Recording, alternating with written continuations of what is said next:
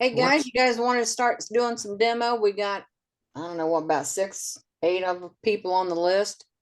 We got about a half hour before the demonstration starts. You want to do some gallery? Sure, let's do it. Show. Matt, go ahead. All right. Well, first up is Al Dawson. Find him in the list here. Put him on. Here I am. Yep, it's up. Yep, it's you. It's you, Al. I was talking to Dane last week. Goofy ball. I think the goofy thing was this thing here. I said I'd show it today. It's a chalice with a chalice, and it broke. It broke right here. It broke here. I glued it back on. It was holding pretty good. Then it broke here, so I didn't turn anymore. But it's raw on this side. But it was starting to come out. It was starting to come out, and oh well, I'll try it again. A lot of people like that look, though. It's well, like I said, I couldn't go any further with it. This is just a little bit of carving to get it to look this way. Anyway, that was the thing that I said I would try to show Wednesday with a laugh. So that was a laugh. I'm still working on this, Ruby. I see you're in. How you doing? It's warping, but it's not warping the way I'd like it to warp, or as quick as I would like it to warp. But it wasn't wet wood. I want this to come out like this, and the two tops, I want it to bend down and bend down. But I've been keeping it wet. And Ruby, you said to put the hair dryer slowly. Well, you're going to have to tie something and be pulling them as and gradually increasing the pressure on them. Right. I have. But if it's not wet wood that you're working with, don't use the hair dryer. Okay, good. Thank you. I have little eggs left over from Easter. I've been shoving up here, and I have another dowel that I've been sticking down here. I just took it all off the show right now. Is that what you do when somebody tells you to shove it?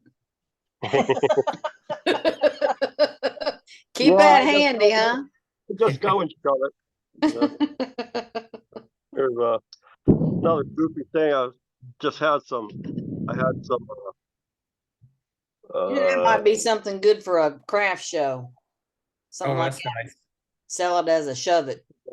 That's quite That's nice. pretty.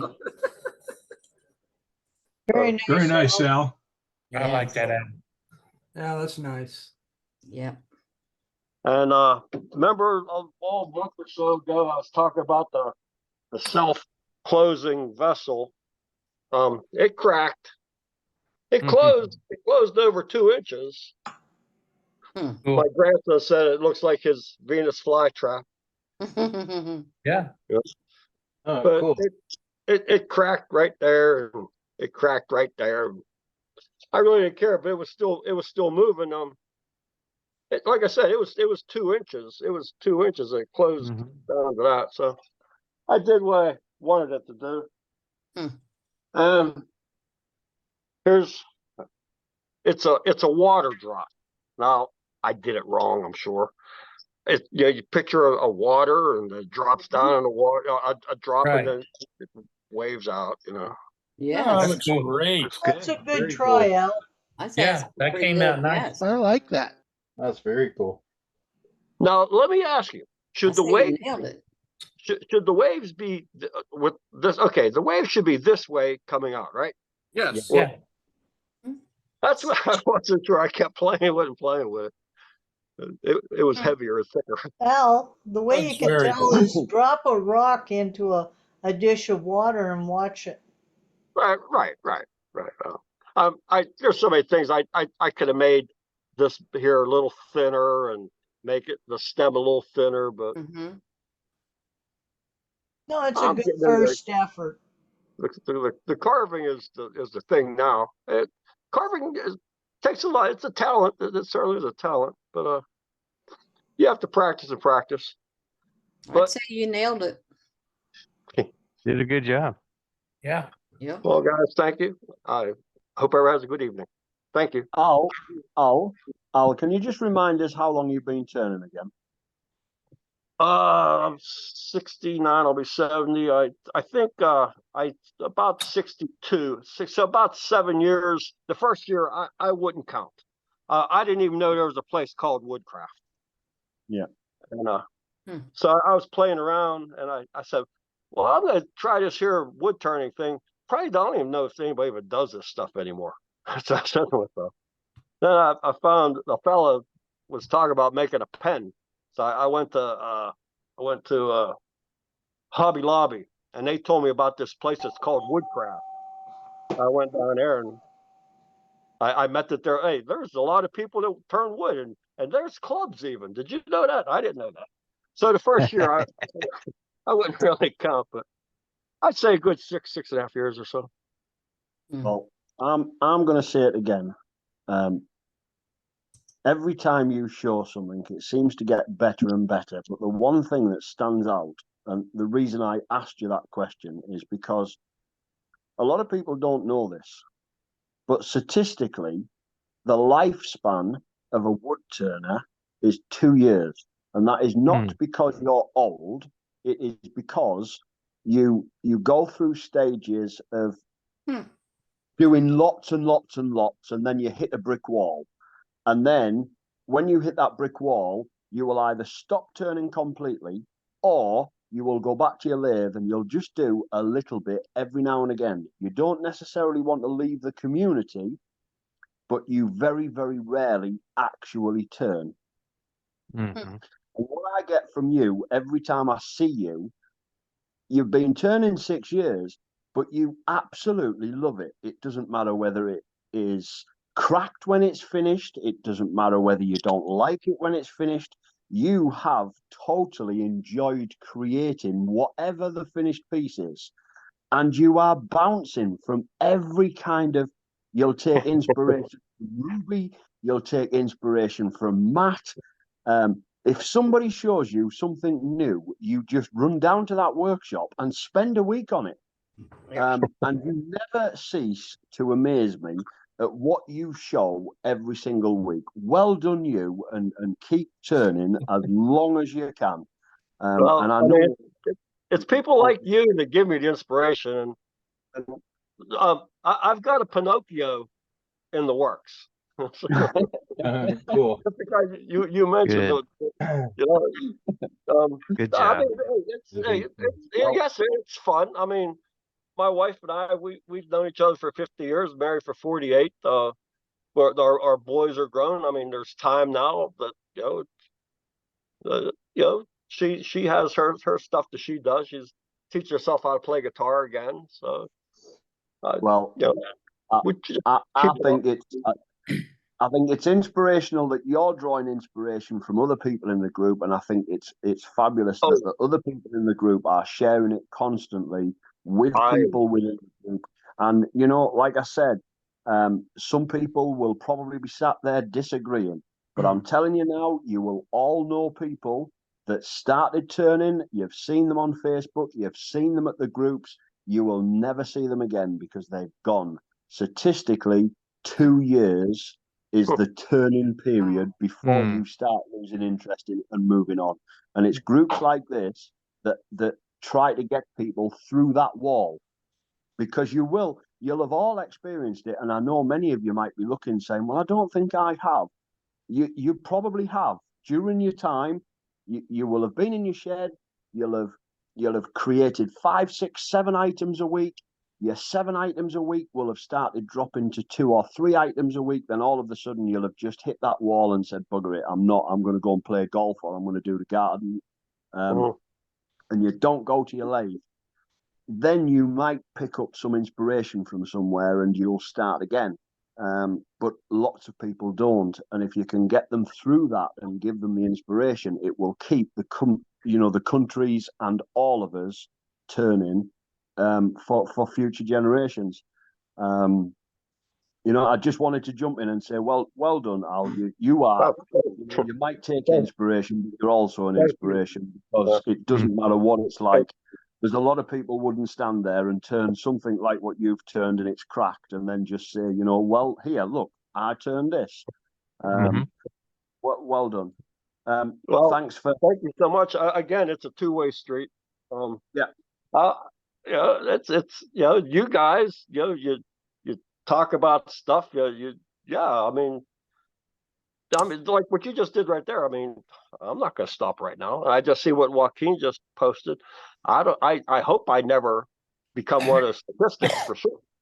But yes, thank you very much, Martin. Thank you. Well, and kept me thanks, going, and I don't like golf or gardening. Well said, Martin.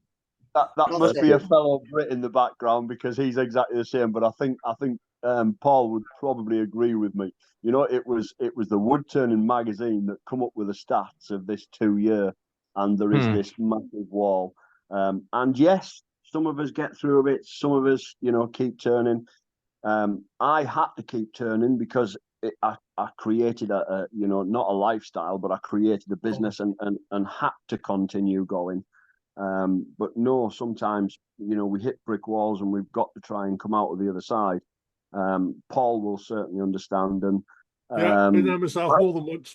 yeah, I think the turning for a living, I think that would probably ruin, I think, a lot of what would be the word? I mean, they would probably create a brick wall for me more so. Yeah. Well, it is a very fine line.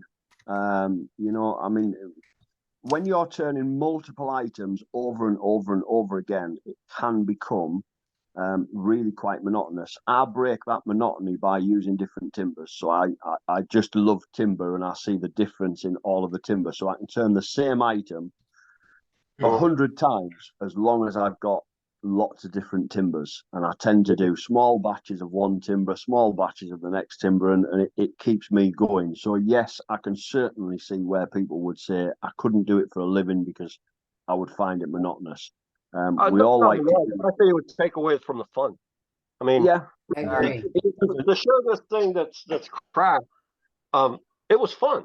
It was fun. I Yeah. mean, I got so many, ideas like from Ruby and stuff, where I did things wrong, and Ruby, I mean, there's a lot of knowledge, and I can tell you, there is times when I should be turning something, but I'm not. I'm turning what I want to turn, and that is one of the things about lathe work and woodwork. There is definitely times when I should be turning that particular item, but I've got something in my head and I want to get on with that. Right. So when you do work for yourself, you've got the advantage that you can sort of move off, and there's many late night being spent in my old workshop, right through the night, creating something that I wanted to create. Right. But it's about keeping that interest and keeping that motivation. And once you've got that motivation, and like I said, for me, you do that because you are so passionate, and you will have a go at absolutely anything.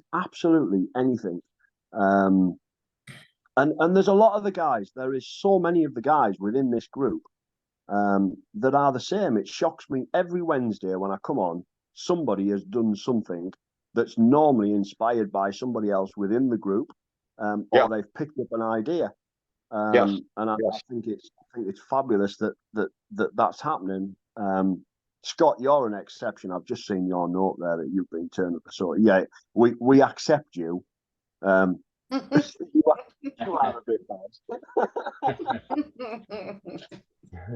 Thank you very much, Martin. Thank you. Thank you. Right, Brenda, take it back. Take it back. All right, The Englishman spoke too much. Who's next, Matt? Ruby is. Ruby, yes. The only thing I can say about that is I do a lot of commercial turning and a lot of repetitive spindles and stuff. And I don't find it boring because I find matching every one is a challenge in itself. So, it's good. In fact, on the weekend, I had a challenge come up where I had a bunch of 7/8 diameter spindles, and I had to put them on the lathe and sand them down because they weren't smooth enough for the woman who is using them for something to do with wool. So I made up this jig, and what I did was I took a 7/8 spade bit and I put a hole part way into the piece of wood until the tip of it just protruded at the top of the wood. And then I put a screw in that only comes part way into the hole. And what I was able to do then was take the dowel, put it into that hole, tap the screw, and get a center mark on each end of the dowels so that I could mount them between centers on the lathe. So if you ever have something round and you need a way to find the center fast, because I had a lot of these to do, that's one technique. Now I said to Jim that I found my sauerbraten's that I had made with my jig. Wow. So there's a couple, a little round one. Okay, I guess there. Yep. A Fabulous. little round one you could set Nice. into the top of a box.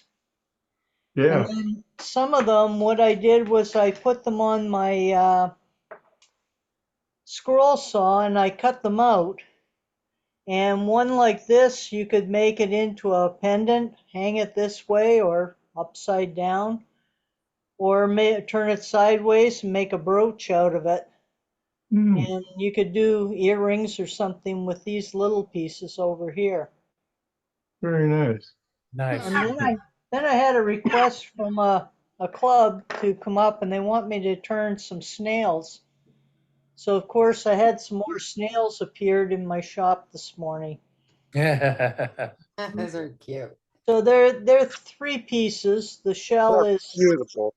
Oh, nice. separate, and the ears are they're turned on 2 centers, and the body itself is turned on 3 centers. That's beautiful. I can see Al doing those next week. I'm going to. I'm Yeah. going to. That's I'm just going- beautiful. Brenda, you're going to also. No, I'm not. I got lots of stuff I want to do. That's beautiful. That's beautiful. Love And it. in between, I turned a bunch of bowls, but I'm not gonna waste your time looking at bowls. Wow. That's enough for me. Nice work, Ruby. That's Next up is beautiful. Beautiful. oh, Beautiful. Thank Very you. nice. next up is Dave. Just when she said she wasn't going to waste any time showing bowls, So you're Very gonna show a nice. bowl. I managed to get out into the shop this week, and That's pretty. That's I like nice. that. Nice It is color black contrast walnut. between the. that's Gardens black apple. walnut. Yeah, it's a branch. Yep. And Oh, I think Nice. come out pretty well. And you'll remember a few weeks ago when I had this, and I was embarrassed to show that the head had been hollowed out, and I got a whole bunch of suggestions on exactly how to do it. So I took part of Dane, and I think Doug. Dane said make a jam chuck, and Doug said hot glue it to a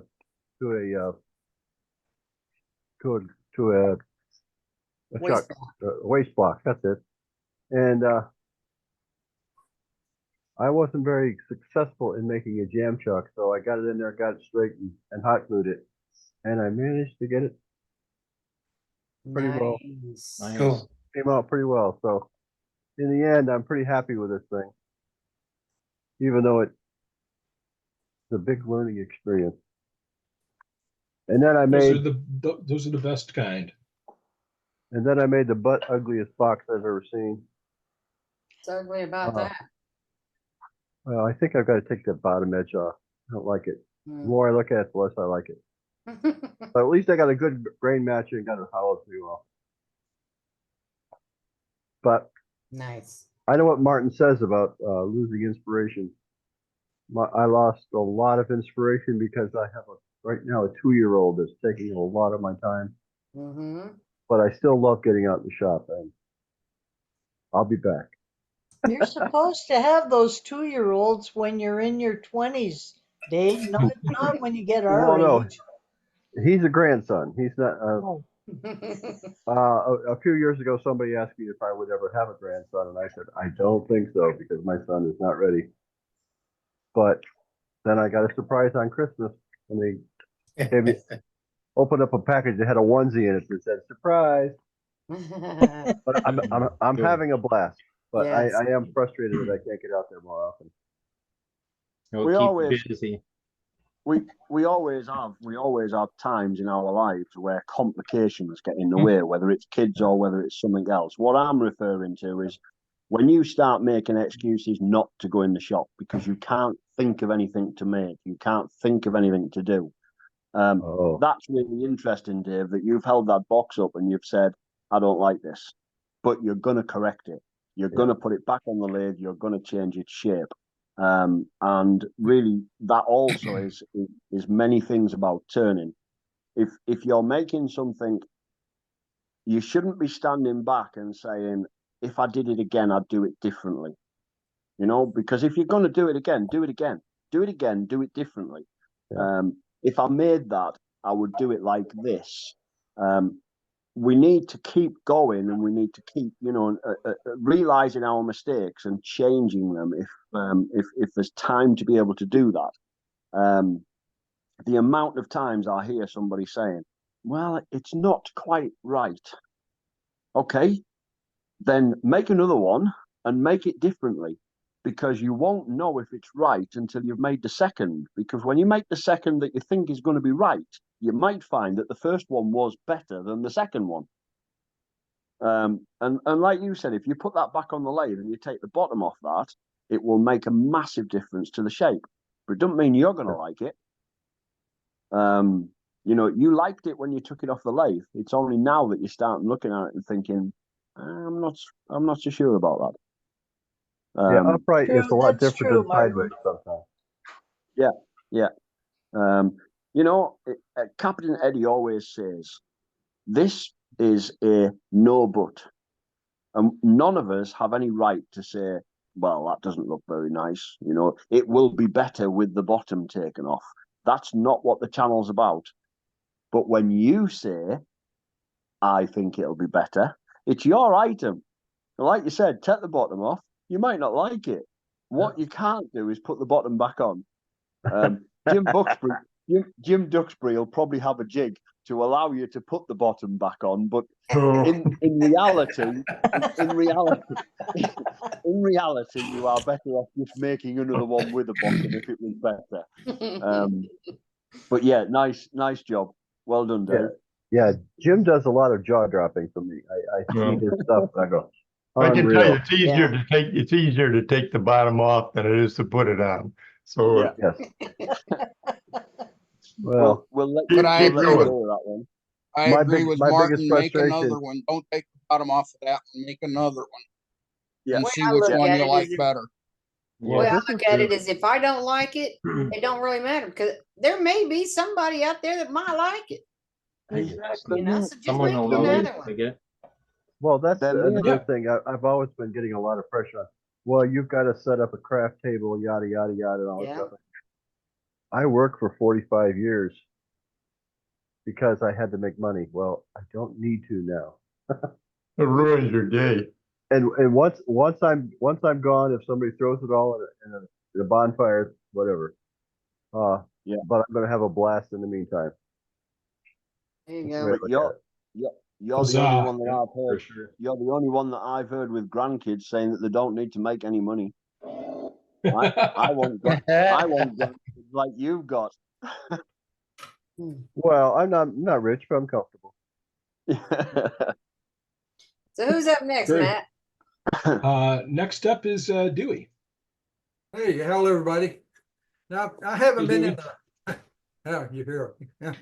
I haven't been in the shop for a while but here's something I turned a while back. I thought maybe Bill might find it interesting. Oh my goodness. It's made out of mulberry, and I Nice. carved and carved and carved and carved on the thing, and it finally got it where I kind of liked it, but thought maybe y'all might enjoy it. What did you color it with? It's just this is, you can't really tell, but this is turquoise, It's turquoise acrylic and then blue acrylic on the inside. And then then I sprayed it with probably a matte enamel, I think, to kind of seal it off. But it took me a while to do this.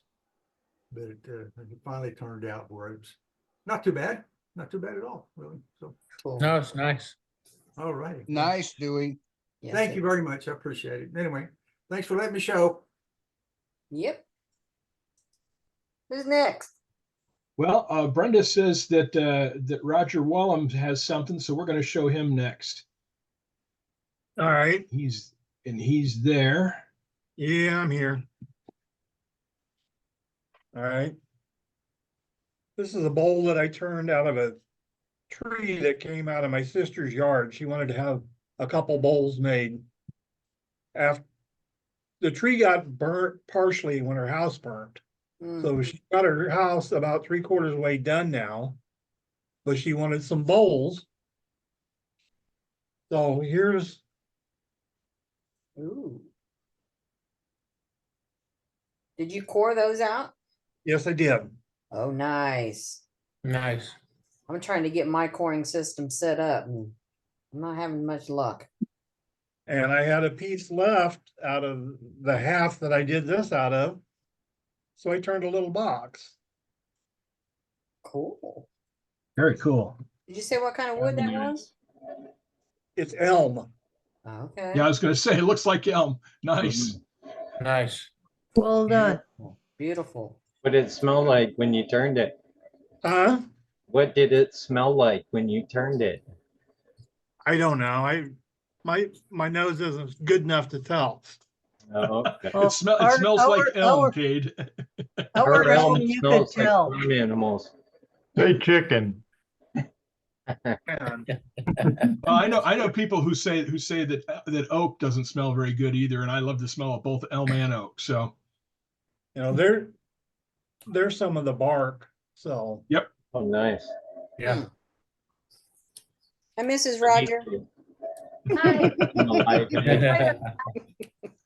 and then this is a piece of maple that my neighbor has a maple tree in his yard that had forked out, didn't like it, so he cut it off and he gave me a couple pieces. He wants the bowl out of one of them. So here's a maple bowl, Cool. Cool. Yes. but Got here some it's spalding got in it. Yep. colors in it. and Yep. It's not spalted. No? It was cut 2 Really? weeks ago. Oh. Mineral stains. Uh-huh. Mineral stains. There's a mulberry tree right next to it. And he does his composting right beside the tree. Hmm. So Oh, okay. So the mulberry rotting is faulting that wood as it stands. I thought it was neat though, the way the, Mm-hmm. so. Nice. Cool. Very nice. very cool. All right, Thanks, Roger. that was me. Next up is Billy. Oh, Hey, well, I did a thing. Actually, You've done a lot of things, Billy. We've been watching. I know, but you I- didn't make that. no, I didn't make this. I didn't turn. But when you take these out of the, yes, I still use an old fashioned type coffee pot. I grind my beans and all that. So I use filters and you take them out of the bag. And as you let them sit, they have a tendency to like to relax and expand. And when you put them in the basket, they crumple on the edges and makes it hard to, sometimes they fall over in the side and it just makes a mess. So I got to thinking, what if I were to turn something that I could put them in so that they retain their shape? So I took this piece of spalted hickory and I did just that. And I think it came out pretty cool. Very nice. That's pretty neat. Yeah. And so the filters fit in here perfectly. I got it the right dimension. The only problem is, being paper, they want to try to spring. So Try I have putting them another in thought. upside down. Pardon? Try Yeah. putting them in upside down. I didn't think of that, Ruby, but I could. But I angled the walls so that they would fit better. So the walls are angled a little bit. So I thought, okay, I can turn the piece to put in there to hold them down. So I had this piece of Corian and this piece of elm that I had already started to turn. I think it's elm. And so I epoxied the Corian to it, and I made this pestle-y looking thing. And it does exactly what I designed it to do. It holds them down. So now this stays in the cupboard, and when I'm ready to make coffee, I've got my filters that fit in the basket without crumpling up. Great So, job, Billy. You know, sometimes you think of Mr. something and Fancy there. you think of something and you just do it. This piece I put in the recovery on the website for part of my recovery thing. This is a piece of live oak, and I was turning it. You see the big crack down here in the middle, and I was just rounding the outside between centers, and it came unfrom together. Literally flew apart in two pieces. And so I put a piece of blue tape across the top, put it in a bowl, cast it with blue resin, and took it back to the lathe, and I turned it. Just finished putting the last coat of lacquer on it this morning. Wow. And I just really like the grain in this live oak. It had some really cool figure out here, and I really I'm wishing that I had, because of that figure, I'm wishing I had left the rim a little thicker, but you know, hindsight and all that. So I've been busy. Nice little Looks decorations great. on the bottom. Nice. Nice bowl, Billy. I saw Thank your you. short Nice where you use were of resin. covered in resin strips and you said, I hate turning resin. Oh, I do. I do. It is, I What? mean, it gets everywhere. I All know. over everything. Yep. All over all over me, all over the lathe, and I can't throw it out with the rest of my shavings and stuff because you can't, No, I have people that come collect that stuff for their compost pile. So you got to clean it all up, and mhm. yeah, it's a mess. That's why I don't do a whole lot of resin anymore. But oh well, you know, sometimes you got to do what you got It to was a do. good video though. Thanks. Yeah, I know. I turn resin pens sometimes and the resin ends up everywhere.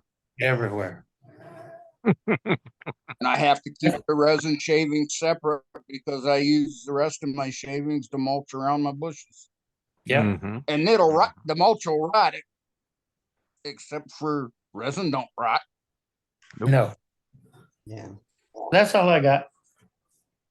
All right. Great work, Billy. Well, Great work. Kade, are you ready to start your demo? I don't see Sue on the night. Brenda, Joaquin said he wanted to see something about the newsletter before the demo. Oh, before the demo? Okay. Yep. So if we're going to the demo, then we go to Joaquin first, and he unmiked himself, so he changed where he was. I'm here. There he is. There he is. I'm here. Thank you. I just want to touch base with everybody real quick and say, first of all, thank you for sending imagery. The now and then I have a stack of them.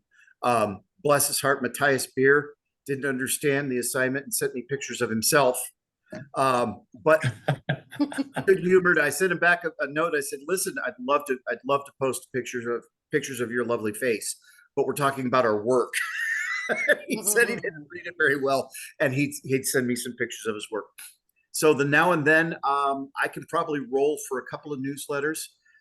Listen, everything that you guys show in gallery belongs in our newsletter. All you have to do is email it to editor@worldwidewoodturners.org.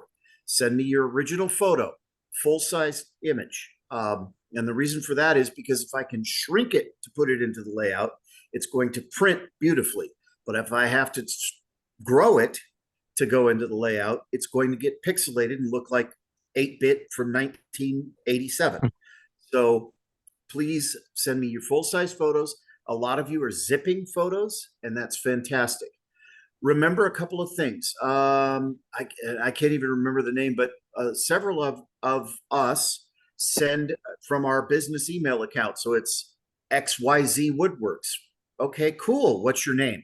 I need to give credit to the actual person, not your business. So let me know your name.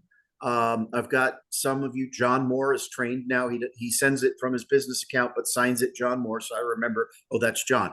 Okay. Send me a brief description. Got some lovely pens. One in particular is in the newsletter, and I had no idea what kit it was, and I had no idea what the material was. I have that information, and I will email you and ask you.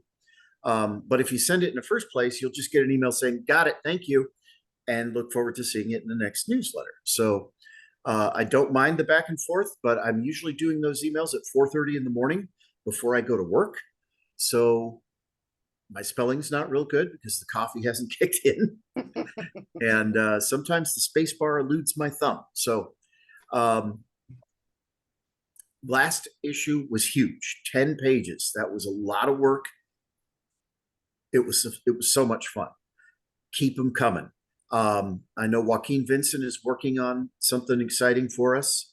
In fact, I need to, if you're here, Joaquin, I'm looking forward to seeing that. If he's not here, I'll email him and ping him. Billy, the segmented bowl layout tool that's in there, that's fantastic. These little things that we don't necessarily think, oh, that's just something I do every day. That's the kind of thing that draws eyes from elsewhere to our newsletter, is when we show, this is the tool I made to achieve this. And we show pictures and we describe it. That is huge. I got contacted by the editor of a newsletter, a turning newsletter in New Zealand, who sent me some of his photos of his work. He'll be in the newsletter. He's now a member of the club and links to his newsletter. So we are truly worldwide, and we need to keep it going, because I'm telling you what, it is great. I'm learning more from your pictures than years of YouTube University, than going and well, maybe not necessarily standing at the shoulders of some of our masters, but I learn a lot there too. But I'm learning so much just from your pictures and your descriptions and your little tips and tricks. So please, let's keep that ball rolling, because we are gaining momentum in places that you wouldn't even imagine. And that's all I've got. Great. Well, thanks, Joaquin. Okay, are we ready to go to Kade? Going once? Yep, Going I'm twice. ready whenever He's you are. there. You just gotta find him and highlight him. Are... There he Where's is. that? All right. Hi, everyone. I hope all is well. So yeah, we're gonna have a fun little demo today. So Would you first like me off, to- I'll start safety. We're all responsible for our own safety, so take the safety precautions you see fit to keep yourself safe in the shop. Hey, Kade, Pardon? do you want me to mute everybody or not? Sure. All right. And then a little bit of housekeeping for questions and whatnot. If someone could, if you have questions, if you could type them in the chat, that would be great. And then one of our moderators, whenever I'm changing chucks or grabbing a different tool, I'll ask, are there any questions? And then if they can relay those questions for you, that would be greatly appreciated.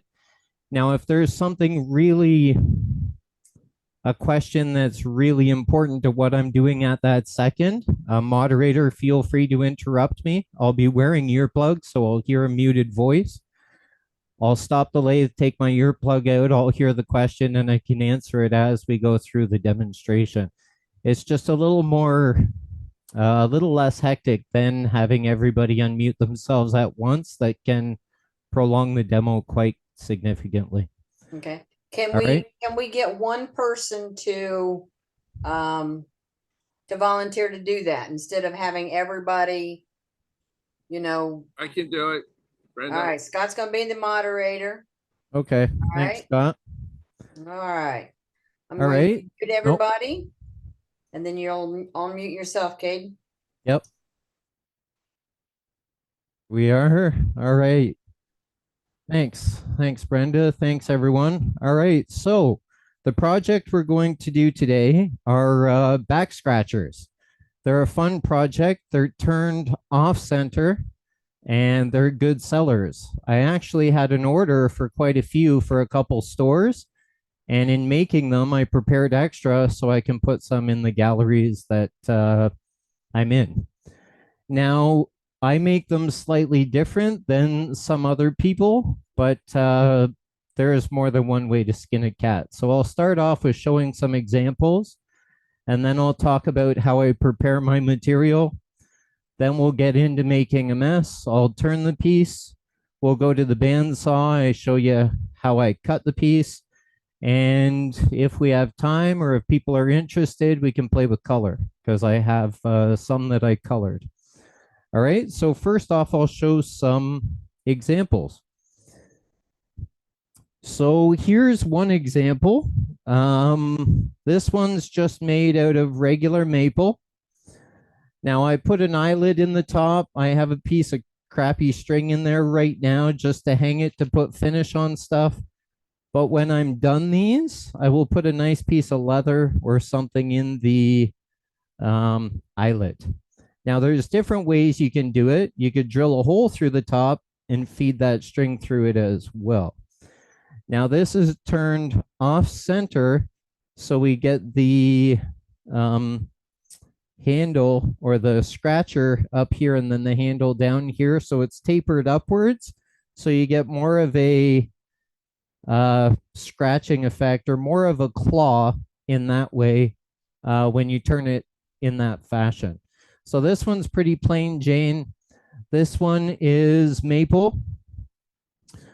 Now this one, I did the same maple, but I added some color. So I played with some chestnut spirit stains, fairly simple design, but it does add some character, taking away from the plain Jane white maple, okay? You can see how offset it is because center would be about here. I'm actually turning, my center is up here, okay? And I'll talk about all when I map this out and I prepare these pieces, okay? Now, you can also use different types of woods. So if you have boards lying around that were given to you, or you just don't have a purpose for that short type board, you can cut it into these and laminate them together. So that's just brown maple. This is a piece of mahogany I had given to me from a drawer or from the bottom of a bed. So you can repurpose wood as well. And that goes into this one that I'm showing you. Now this is brown maple.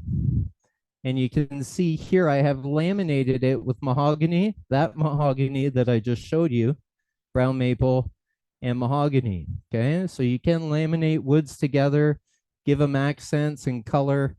And I'll talk about the tools I use to smooth these and sand these. But if you don't have them, I saved them from tips and jigs last week so I could show them in the demo. So you don't necessarily have to have the machinery because you can make stuff right on your lathe and use it right from your lathe as well, okay, which I'll show today. Now, color. It's always fun to play with color. This one I'll show with my overhead camera because this camera doesn't really show the coloring technique, doesn't add justice. So first off, the handle is white oak, brown maple, white oak. And then on here, when I first started, I thought about like an aurora borealis. And then I was done. When I was done, I thought it was more like Starry Night, the Van Gogh painting. So we can go through that technique of coloring if we have time or if people are obliged. It's only about 20 minutes extra in time. And then since I've been making these, I got a custom commission from a client who wanted a crop. A crop is originally a horsewhip, but they can be used for other things. And she wanted a wooden one. Okay. So this is the crop I made out of the same blanks that I use to make the back scratchers. Now on this one, I did black and then I put the dyes over top to make lighter colors feed through and come to the surface, diluting the darker colors underneath to create more of like a foggy, starry, Milky Way type night. So this was black initially, and then I used highlights of yellow, red, blue, and white. And we'll go through that as well. Same thing I did with what else are they used for? So this, it's a slapping tool. Okay. And at first I wasn't going to say it, but my client is a dominatrix who ordered this piece. Okay.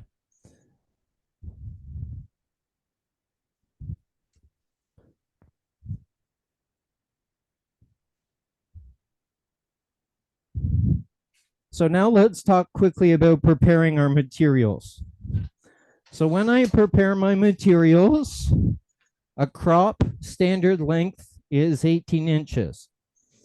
These back scratchers, I prepare at 19 inches. Now I'm going to lose 3/8 of an inch because of my spur drive in the point, and I'm going to lose 3/8 of an inch due to my live center in point. So that's 3/4 inch. So these were cut to 18 1/8 inch. So my overall length when I'm done and I lose 3/4 inch, I am at, where's the one? I would be at 9 and 19. No, I'd be at, where's the one I prepared? I'd be at 18 3/8 in length once I subtract that 3/4 of an inch. Okay. So just over 18 inches. I've also made them in 20-inch lengths. Now the 20-inch lengths, when we lose, actually it's 20 1/8. They finish up at 19 3/8 in length. So you can vary the design in length. You just need to be conscious of the thinner we go on that spindle and the longer we go, the more of a whipping effect we can get. And if we catch this, it flexes, comes back, hits the tool, and it can come off the lathe or it can break. So there's different ways you can stabilize that or use the tool to create less drag and less chance of having that flex. And I'll talk about that when I get there. Okay. So I'm just going to move my examples.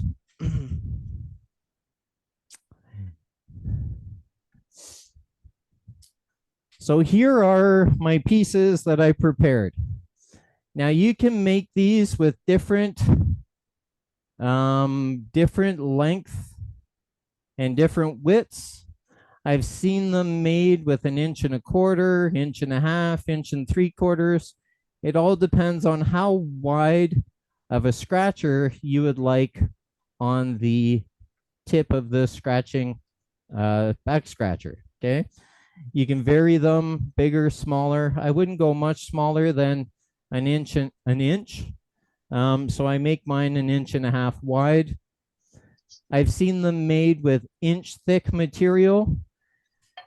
And a matter of fact, This one is made with 1.25 inches, and you can see how much more of a claw that creates.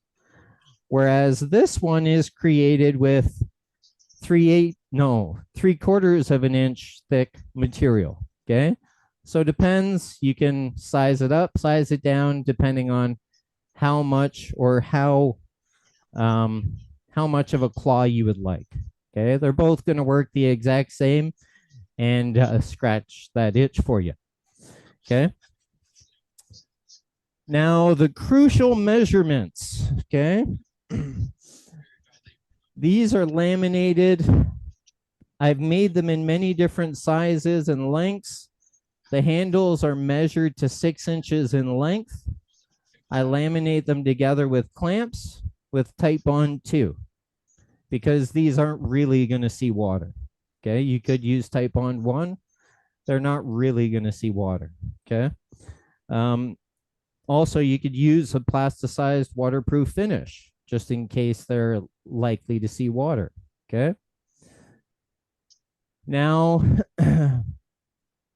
when I make the top of the hand, I make them in different sizes. So I have one here that is 4 inches in length, and I have one here that is 3.5 inch length. It all depends on your design and how you feel that day. Okay. We can see here, I've taken into account my 3/8 of an inch that I am going to lose from my live center. And I'm also going to turn off 3/8 of an inch that I'm going to lose to my live center and my pinpoint. Okay. This is also very good for a good big hand. You could do a bead in front, a bead behind, but you don't always have to make a traditional handle. I had some pieces left over that were slightly smaller, so you can be creative. You can be artistic. So with this one, I have 4.25 inch length. And with this one, I'm going to do more of a ball end or a teardrop type handle, which is tapered down to the scratcher. Okay. This one I haven't mapped out yet. Okay. Now, once I have my measurement, whether it's 4 inches or 3.5 inches, that distance is from this line to this line. I need to map out where the fingers or the claws are going to be. And your best ratio there is anywhere between 1.25 inches. I go up to 1 3/8, so an extra eighth. Okay, you can go 1.5 inches if you like, but the longer you go, the thinner they go, the more brittle they become. Okay, so 1 inch to 1 3/8 is perfect. Okay, and by doing so and cutting these, it gives it a little bit of flex, so it's going to scratch, but it's forgiving as well as stiff enough to scratch that itch that you can't reach with your arms. Okay.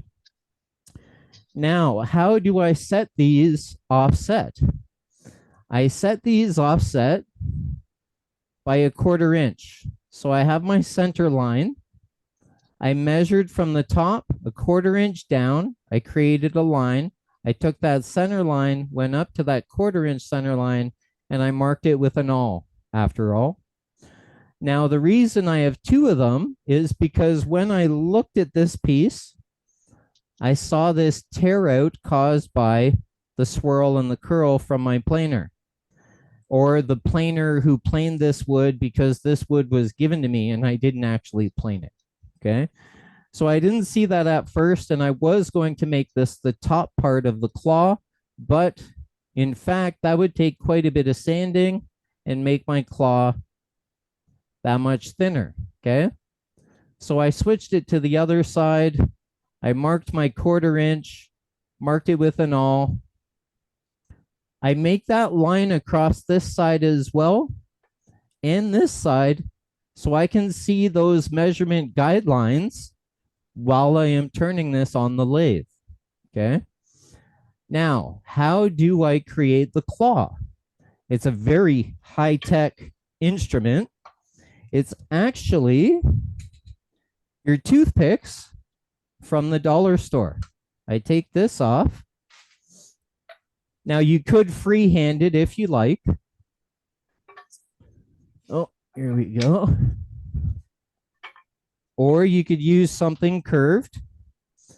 And I take that, I stick that there on the top, mark that with the line, and it gives me my perfect curve for the claw. I then bring this down, leave about a 1/4 inch or slightly more for strength, and I mark that line, okay?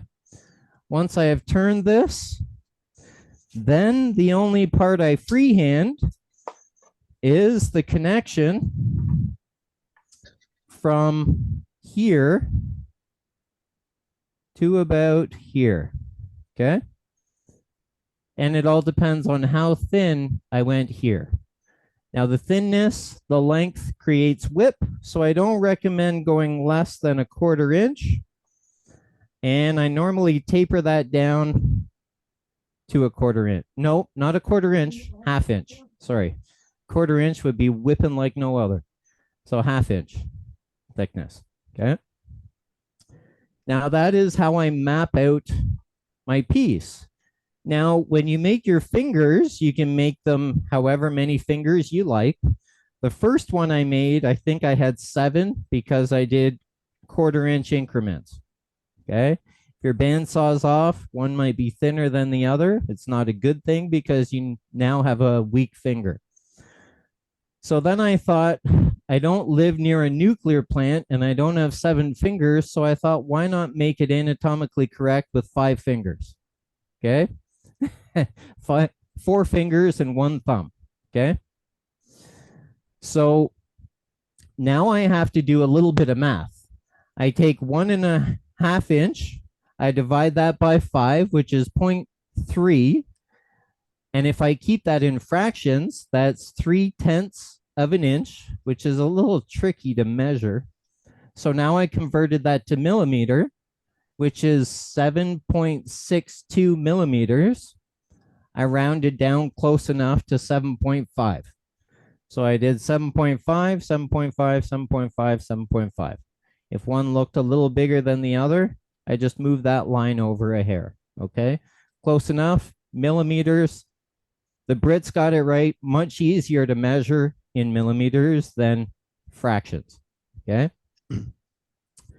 So that is how I map my piece out.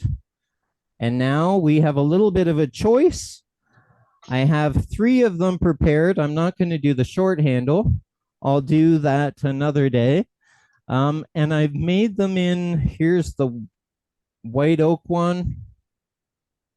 This one is a long one. I'm not going to do that one tonight, but I'm going to do an 18-inch length one. So I have this one and this one are 3.5 inch claw, and I have maple and red mahogany or maple and walnut. Or I have this one, which is 4 inches long, and maple and mahogany. So take a general consensus, democratic vote, put your votes in the chat, and I'll turn the one that we have the majority for. Okay.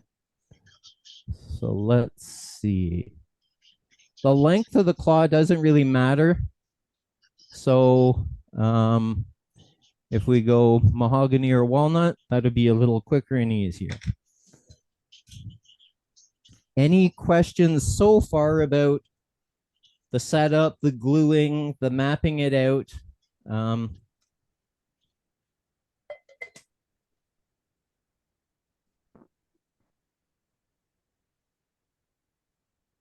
Yes, definitely inches does sound bigger than millimeters. It's either, it looks like it's the walnut so far. Okay. Second is mahogany. All right. So we'll give it one more second or so and so what do you think? Mahogany or walnut?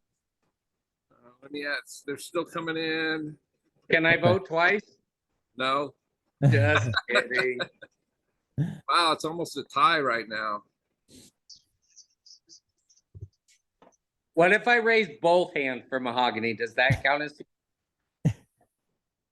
Only if you live in Chicago. Or 1, 2, 3, 4, It might be mahogany now. 7. 7 walnut, 5 mahogany so far. Oh, wow. Okay. All right. So we'll go with walnut then.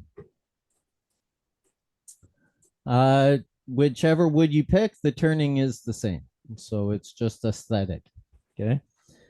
All right. So we'll go walnut with the 3.5 inch. Okay. I found my center on one.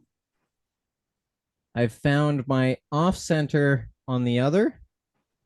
And the top of the claw needs to be offset on the top of the hand. Okay. So this will be like so. All righty. So let's mount that on the lathe.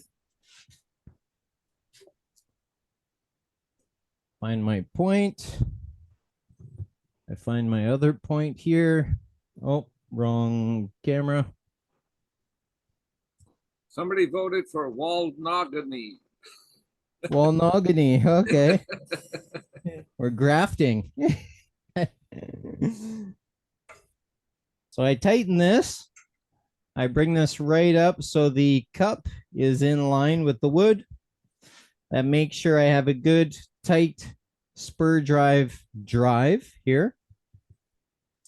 And I do them in sections. So I do the handle first, and then I'll do this, and then I'll taper this down. Now I've seen some articles and videos and whatnot where they leave this, they leave this square and then they cut it on the bandsaw. I eliminate that step, and the only thing I cut on the bandsaw are the teeth and the curve here of the claw. Okay. This part can be actually turned.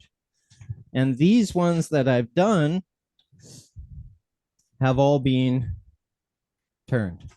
Okay. We could see turning process here, the flat edges, and then turned and shaped like a little half bead.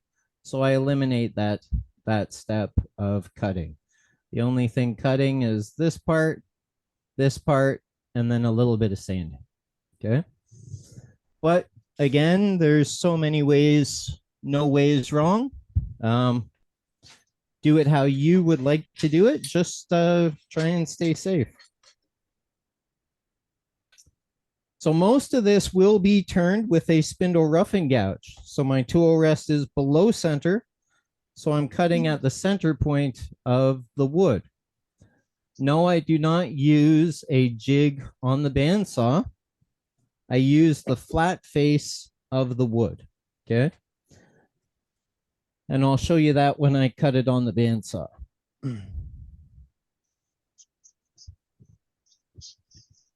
Now, again, if you don't feel comfortable on a bandsaw and you'd be more comfortable with a jig, feel free to make a jig, cut it with a jig. Always stay within your comfort. You'll be less nervous and probably have less accidents. Okay. I'm really comfortable with the bandsaw. So with this piece, as long as I stay on this flat piece, I can cut this curve and cut that curve as safe as can be without a jig. Okay. The only thing is I can't be on that curved piece that I turned. I have to stay on the flat piece here and here. Okay. So that would be here and here, but I only cut it from one side. So this is the flat side that I set on the bandsaw, and I cut it just like so. Okay. But we'll show you that when I get there. Okay.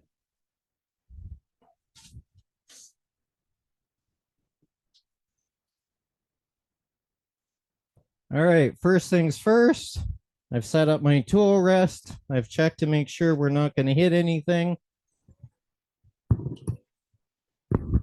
Safety glasses on, face shield on, if that's what you want to wear. And earplugs are recommended.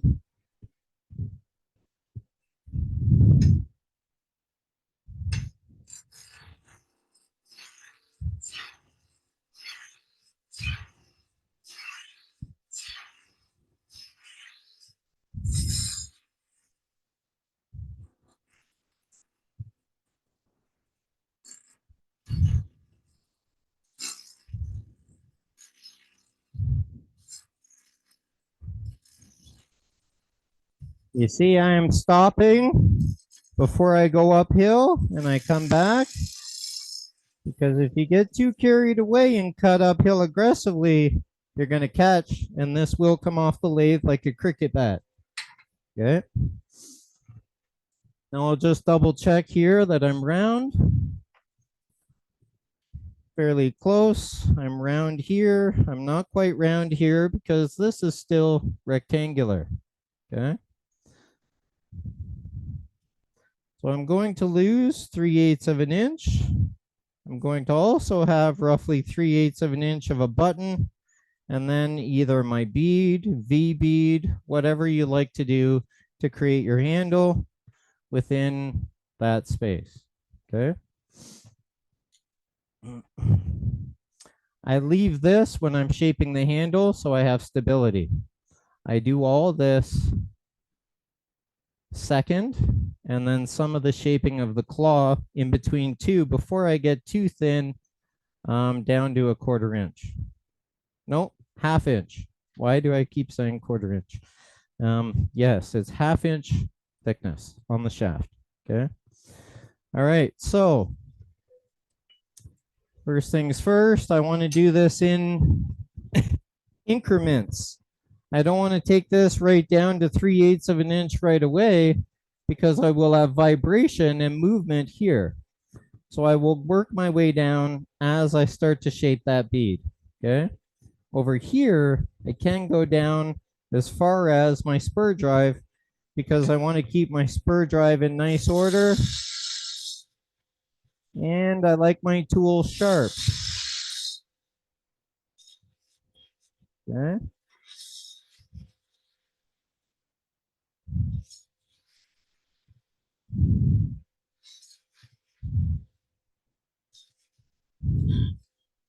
Yeah, left that little lip just to make sure I wouldn't kiss my spur drive.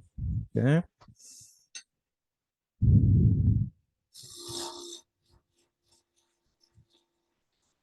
Slow and controlled. You don't want to get carried away, because that will whip around on you. Okay. Now we can do a couple beads. I want to take this sharp edge off here, use my parting tool like a skew. Okay. I want to do a bead and a bead and a bead. Okay. You can do it with a skew, or you can do it with a spindle gouge. It's totally up to you. Okay. I'm using a skew. I make my entry cut. Okay, and then since I'm using my skew, I need to raise my tool rest slightly.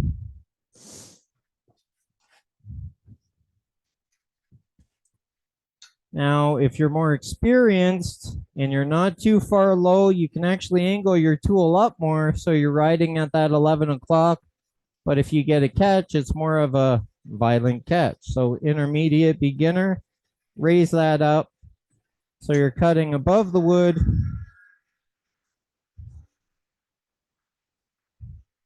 At that 11 o'clock part. If this was a clock, that's 11. If this is the clock I'm looking at, that's 11 o'clock. Okay. Come in here.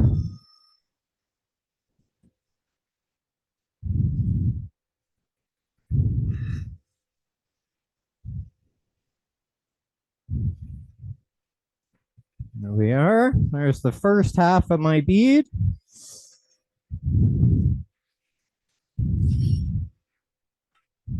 I'll refine it shortly once I get some space in there.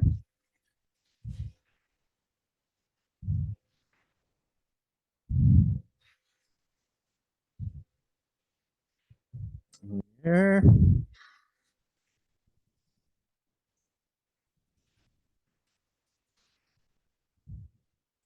Okay, we have roughly 2 beads. We can clean them up now.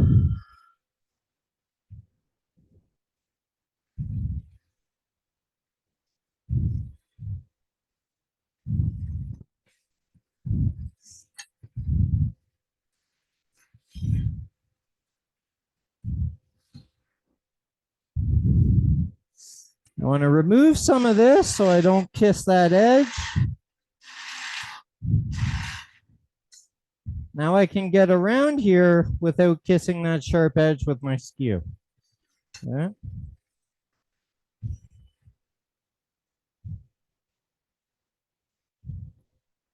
Now you don't have to turn beads fast.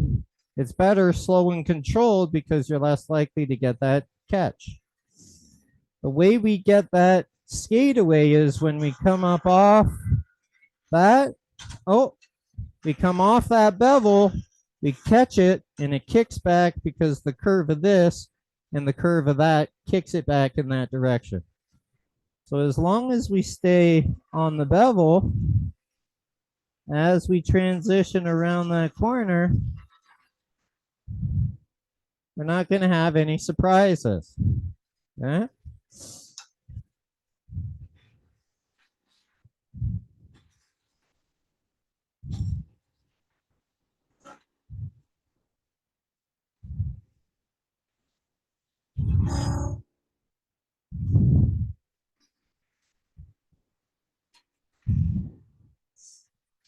There.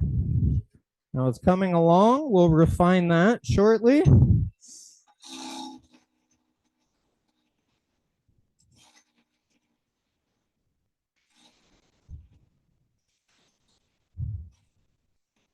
Not quite round yet. I want to clean this up since I got that skate away.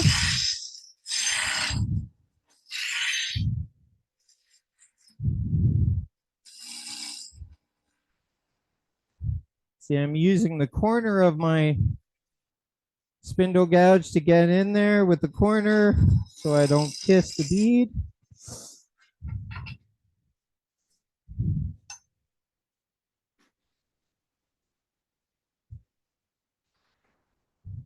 There we are. Okay. Now I like to have this tapered in the handle. So I like the center to be the highest point and this to be a elongated sort of oval type bead. So it sits nicely in the palm of our hand. Okay. Now I just float it over it. I would never grab that while it's spinning on the lathe.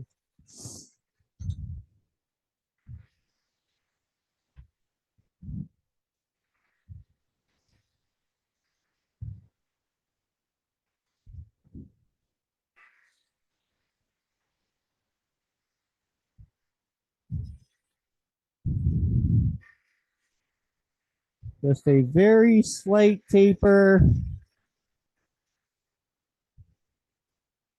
Close it as I come into that bead so I don't kiss the bead.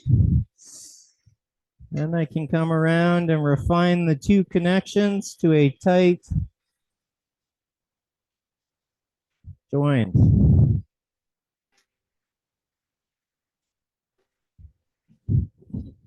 There we are. Do the same here.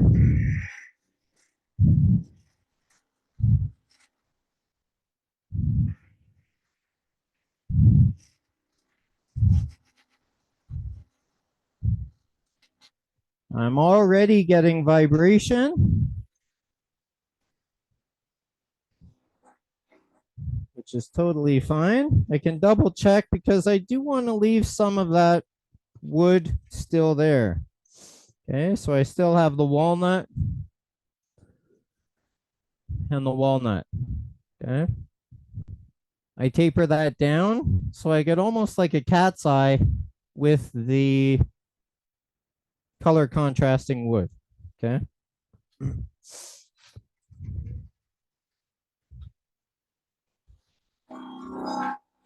Now you can make this design as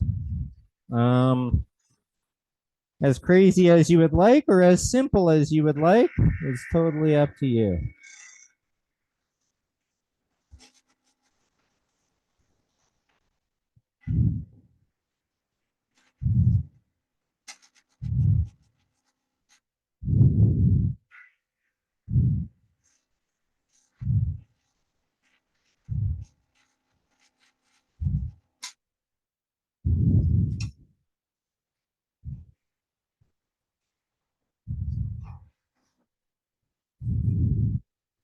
Okay.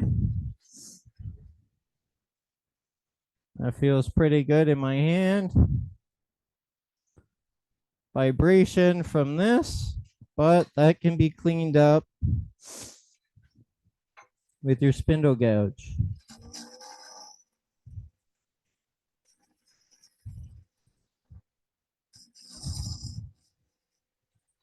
Also be a little more stable because I have so much more meat in this tool than I do in my 1/2-inch skew.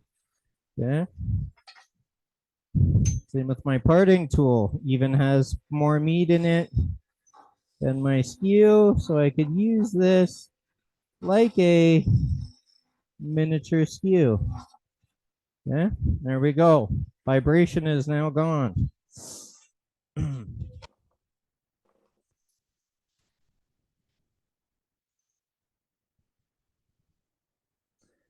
If I want this to be uniform, I can bring this down more, or if I want that to come to more of a point here, I can leave it the way it is. Everyone's different in what they like and what they want. The same with customers. I mean, over the years, I'm sure we've all made some not so pleasing shapes, but there's always someone out there that will like it.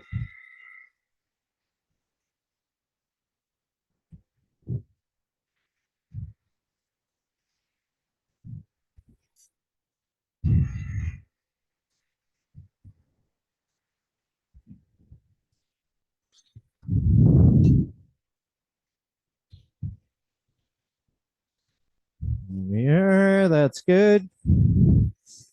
Good enough. And I sand these in increments as I go. So I sand this first, then I do this, the shaft, I sand that, and the claw last. The only thing I'm going to do is I'm going to remove this slightly.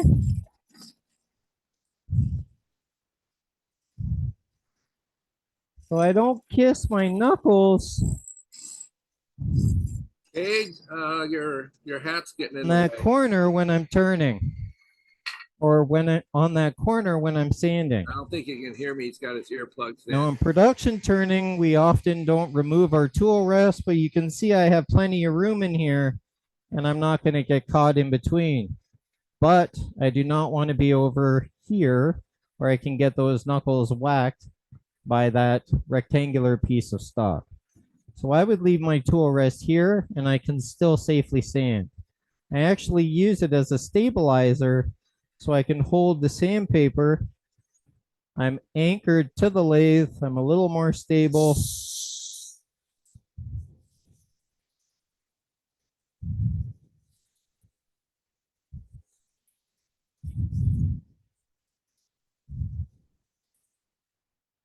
Since I used the skew, I shouldn't have much sanding. Up and around that bead. I start from the high side to the low side.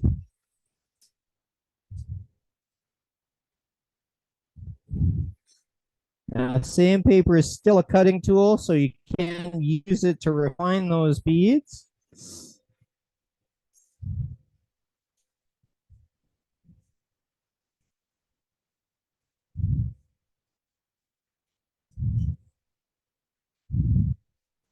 Just the natural progression is you want to sand less the longer you've turned. Better finish off the tool, less sanding, more time turning, a better hourly rate.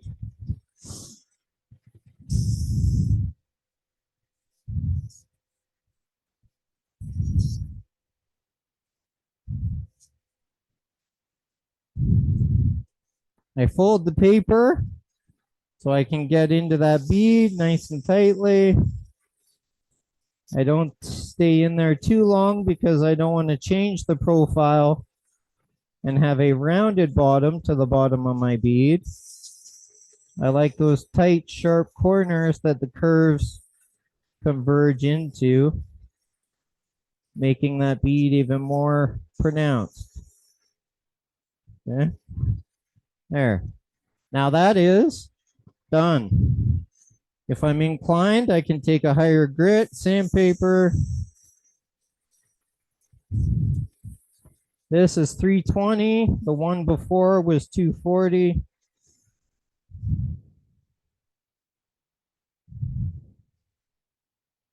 Now in a sanding situation, I would have a respirator on and I would have dust collection running.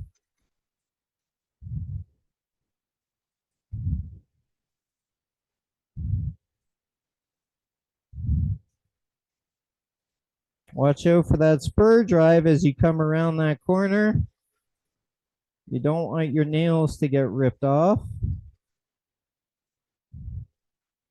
And it would happen in seconds. So now the handle is done. Any questions regarding Yeah, we have one from Al. He would like to know how fast your speed is on the lathe while turning this. My lathe speed is 1800 RPMs.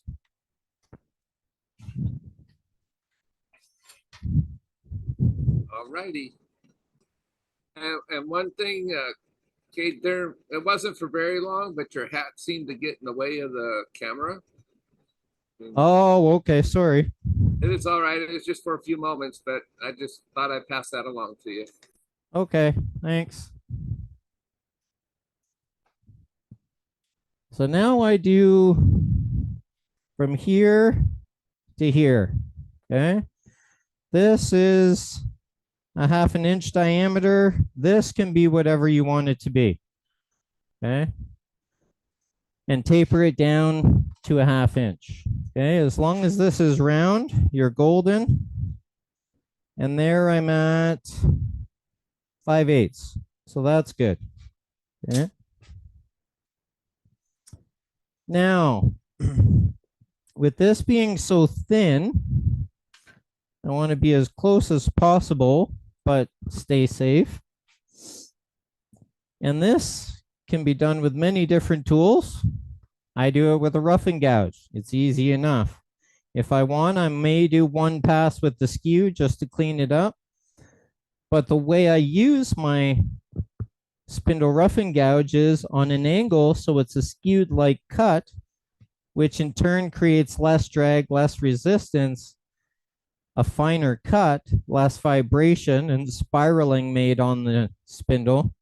But it's also less likely to throw this out, come back, hit the tool, break, or come off like a cricket bat, okay?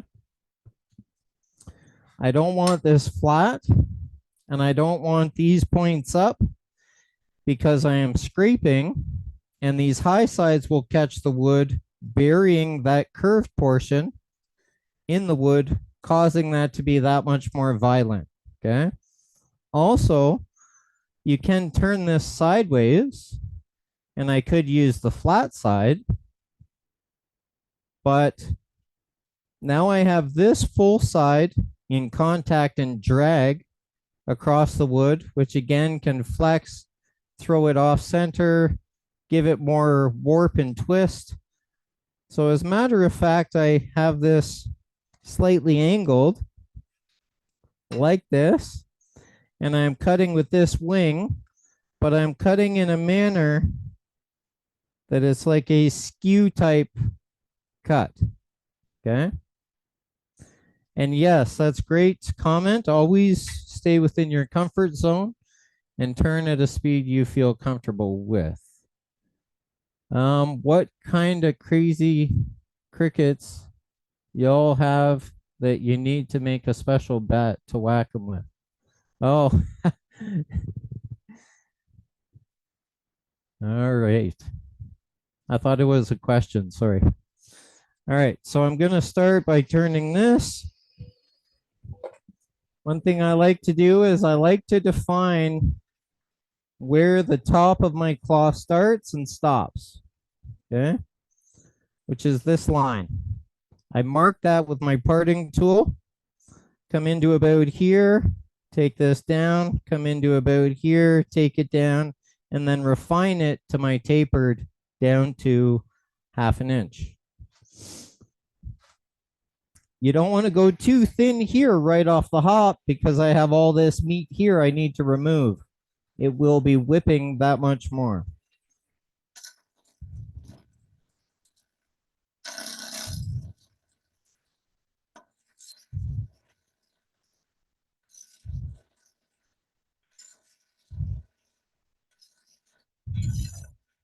That's far enough for now.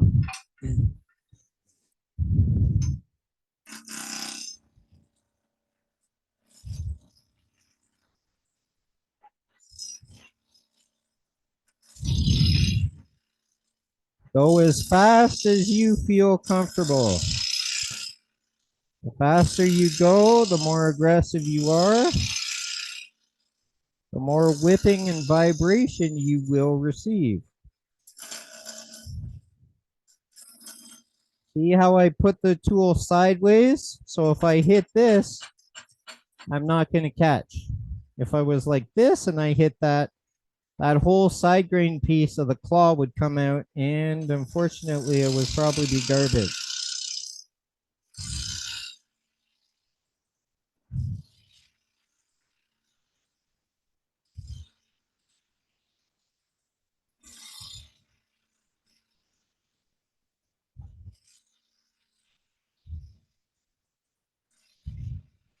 Now I'm listening as well as I rely on feel and how the wood is reacting to the tool I'm using. It will tell you if something is going wrong or if you're doing something wrong.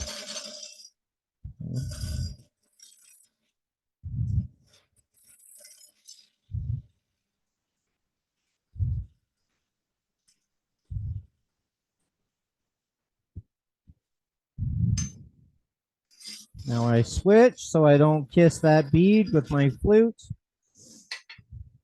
We can see where I'm at. I'm round here to about here. Can see a little bit of vibration, but it's not nearly as much as if I had the tool flat or the flute directly up.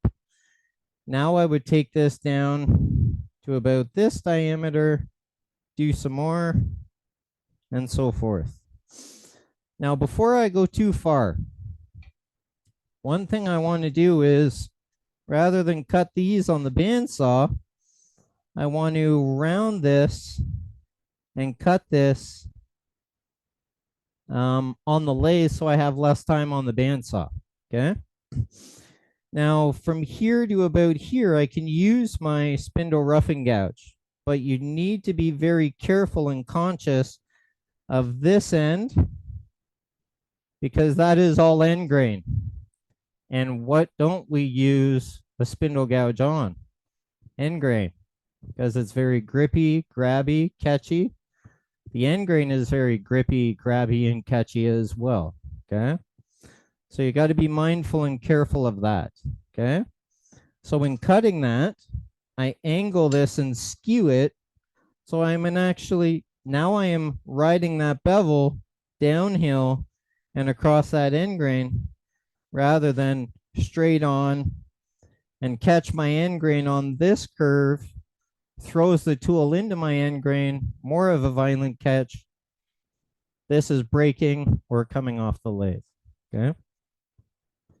If you're nervous about using this, use a spindle detail gouge or a spindle gouge.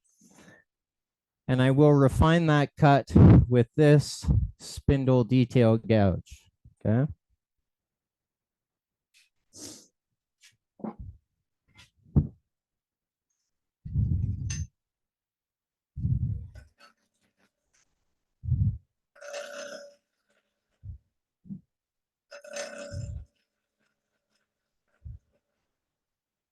Just like so, okay? Just like a bowl gouge. I'm riding that bevel down and across that end grain, not straight into the end grain. Now, in saying this, this is still not a bowl roughing gouge, okay? Absolutely don't use this on a bowl, spindles only, okay?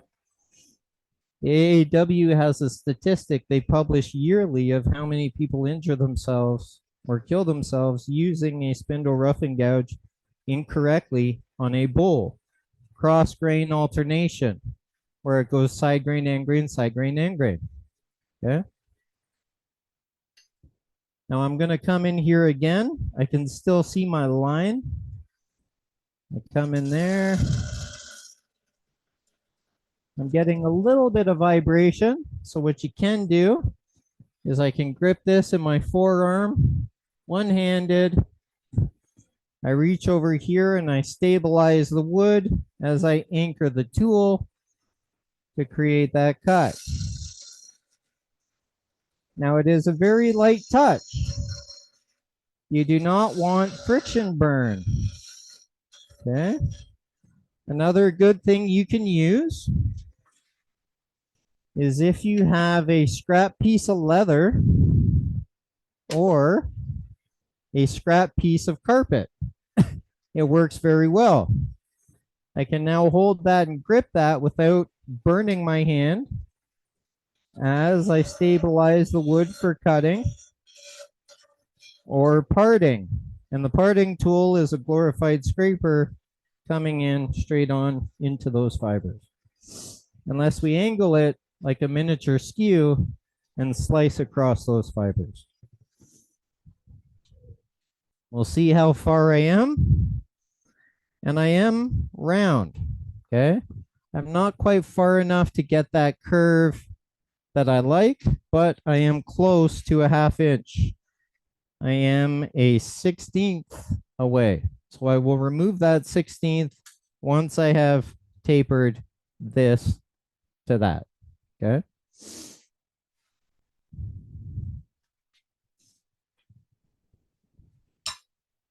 I have my tool angled. You see those cuts? They're skew like chips, okay?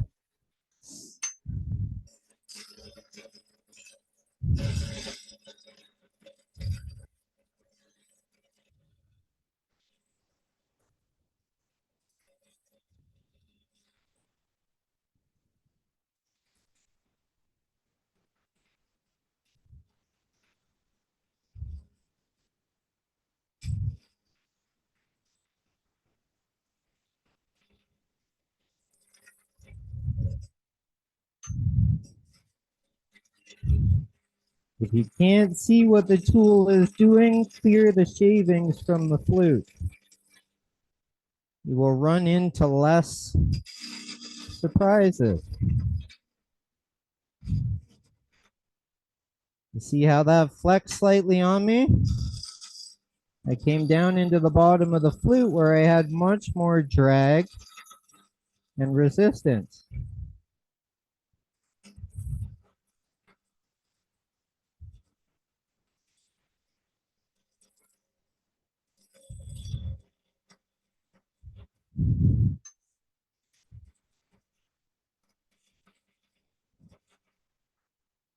Okay. Now.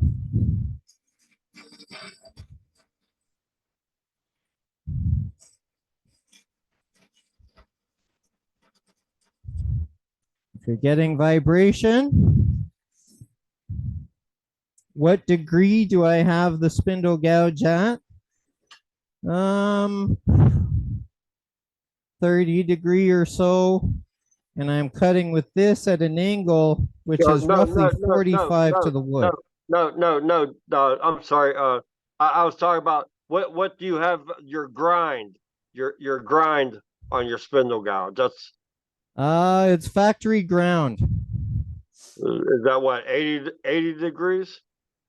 45. Yeah, it's usually 45 degrees. Yeah, Is that what it 45 is? degrees. It's factory ground. I just kept following that factory grind. I'm sorry. I'm sorry to interfere. I'm sorry to interfere. I was just Kade? typing the chat. Oh, no problem. I just saw it come up in the chat, so Yeah, that's there's what one I. more question. Yep. They want to know if you've been offset turning this whole time, or did you start after you made the handle?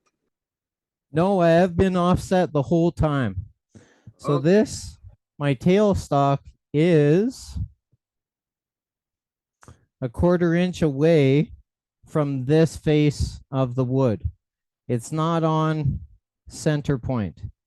Okay, so it's a 1/4 inch from the top. So it is offset already. That's why we can see such a big gap here and such a tiny little gap here. Yep. All right. That saves a little confusion. Thanks. Yeah, no problem.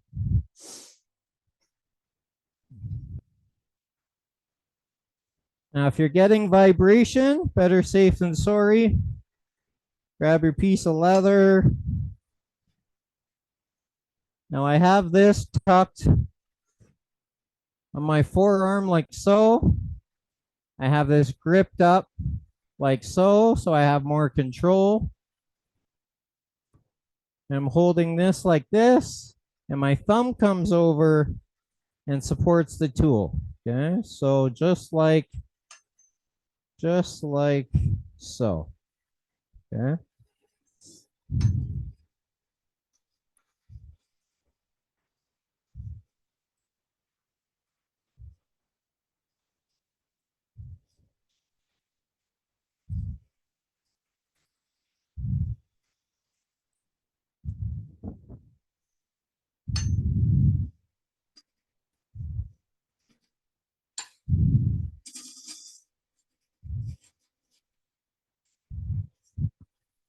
Sorry. There, I blended that.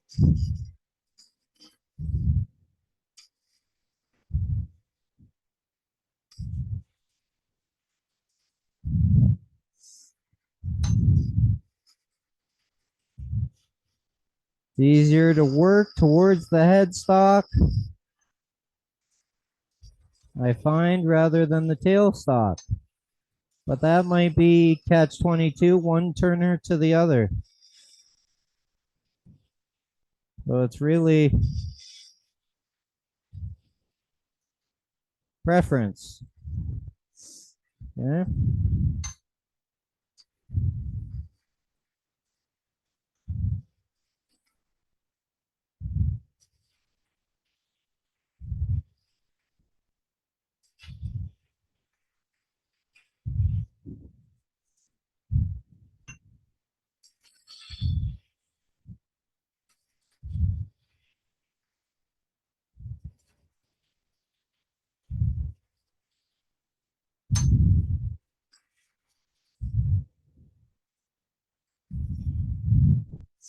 Now I need to switch, because if I come in like this, I'm going to kiss that with this opposing corner, catch it, and have that little whip coming off the lathe.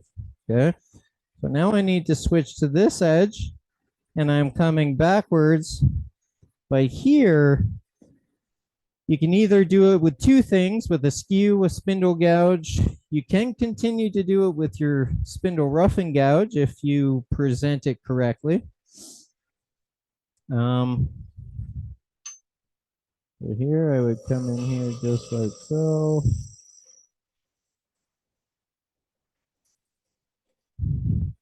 And at this point, this is when I come in very light touch.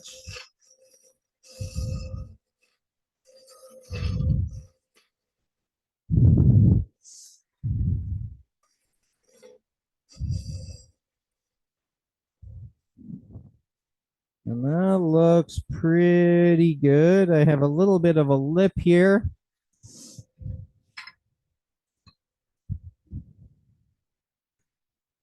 Yes, the headstock drive center is on center. The tailstock is offset, okay? 1/4 inch from the outside edge of that rectangle. Now you can come across with the skew if you're feeling lucky, or you want to practice your riding the bevel with the skew. You do need to make sure you have that skewed angle and you are supporting that material.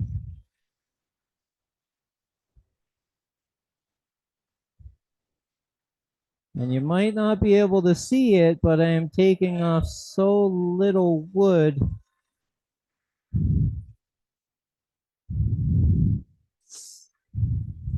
Now this one's more tricky because I'm right-handed. So I need to come over here like this, support it with these fingers, support the tool with my thumb, and come in the opposite direction. Good skill builder to really learn how to use your tools with a fine finesse type cut. Now my fingers aren't burning because I'm not holding with a death grip, but I also have a lot of calluses on my fingers from shooting archery. So there I have my spindle, okay? Anything further, sandpaper can take care of. I'm at a 1/4 inch, oh yeah, 1/16 above a 1/4 inch here, and 5/8 there. So what I did say was I was going to go a little thinner here so I have more of a lip here to get that curve and that undercut, because I do need to sand this very lightly and I don't want to sand into that spindle.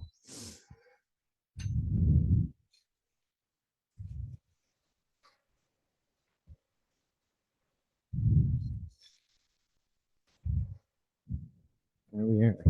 Now I'm at my 1/4 inch, no, 1/2 inch, 1/2 inch.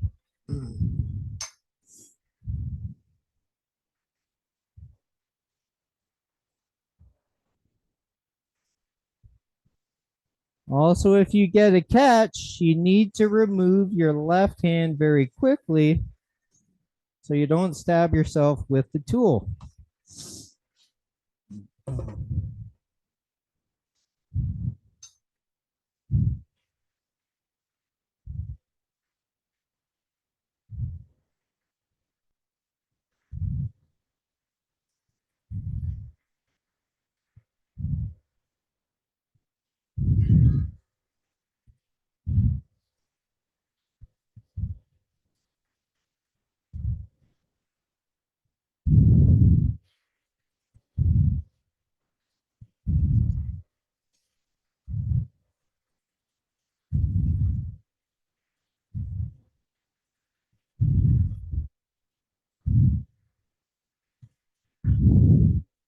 And I'm there, okay? Now I would take my sandpaper again. I have enough room here. I'm not going to get caught, but make sure you don't go past this part of your tool rest. Otherwise, this edge will tell you where not to go.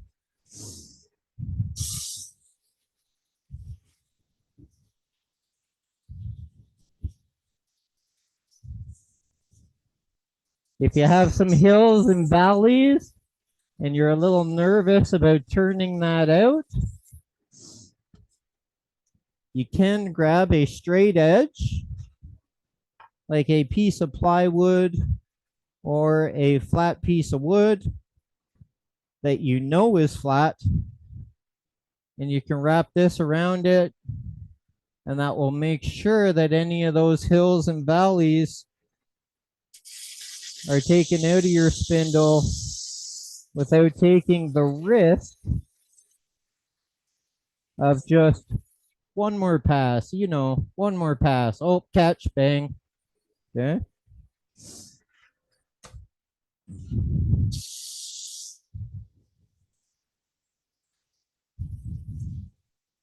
There's any vibration, unfortunately, you just need to sand that out. Or refine your tool control and make another pass. Okay.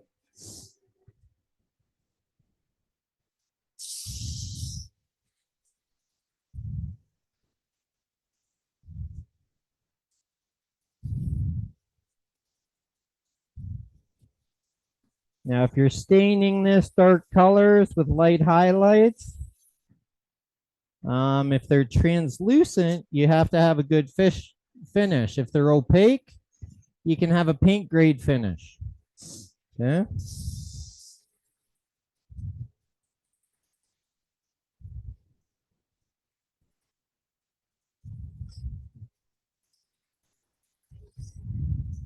And this is 320.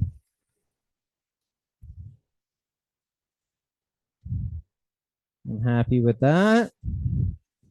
I'll just clean up this quickly.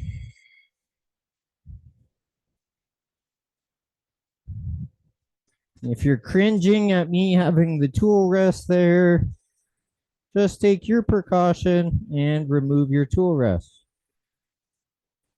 Okay. There we are. Now let's take a peek. Now I just need to do the claw. Okay. If you find you have tiny little lateral scratches across that side grain, just take your sandpaper, just like a pen, go with the grain, and you'll take those scratches out, no problem at all. Okay. So now I'm very thin here. I still need to taper this and create that little half a bead undercut to this spindle. I highly don't recommend using a spindle gouge because now most of this coming down is end grain, but use a spindle gouge or a detail gouge. We ride that bevel, we come across that wood air, get to uniform wood, and we create a bead. Okay.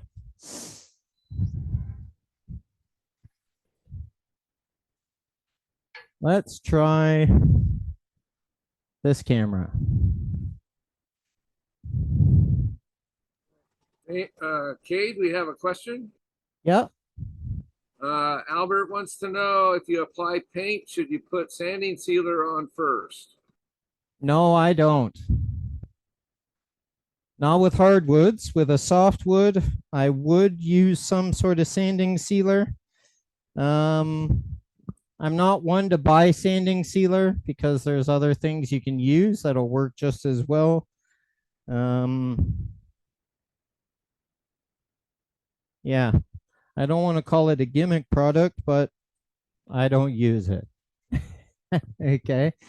You can use thinned oil. You could use a thinned linseed oil. You could use even like a solvent.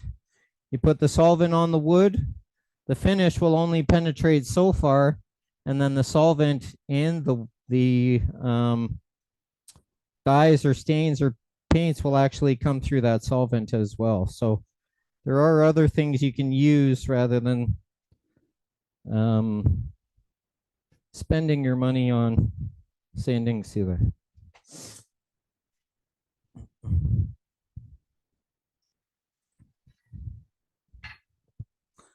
So one thing I like to have here, I waxed my bedway and I love it. This thing moves so nicely. Same with my tailstock.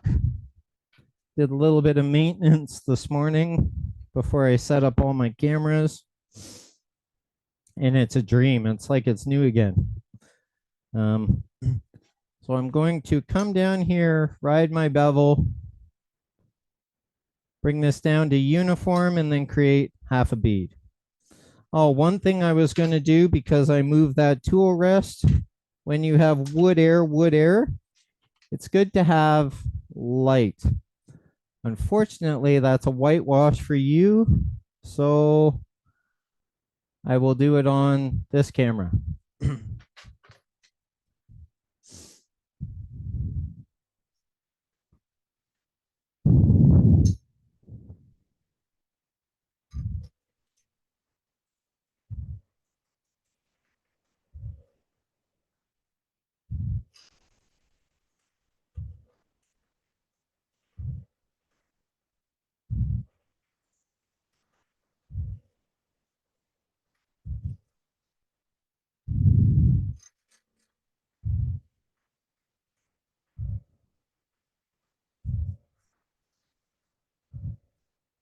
Now you might get a little bit of vibration because we're so thin here, but sandpaper will quickly cut that out for you.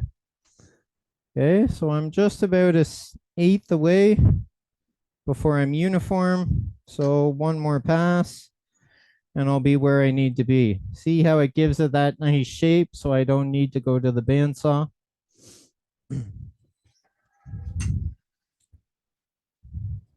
This is also how I do kitchen paddles, pizza paddles, canoe and kayak paddles.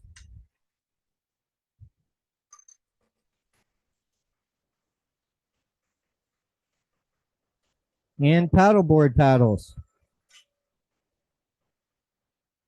It's just this shaft is a lot thicker to withstand that force. Now I am uniform. One more pass. Now I need to float the bevel, because the more I push that bevel to remain on that wood, the more vibration and spiral design you actually create.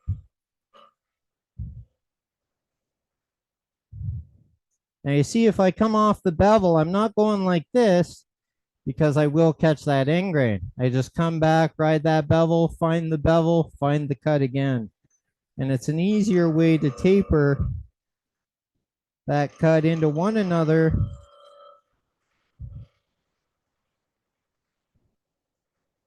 rather than running into unsuspected surprise. Now I am uniform here. Okay, my finger is not flopping all over the place, whereas here it is. Okay. Now I just do a half a bead.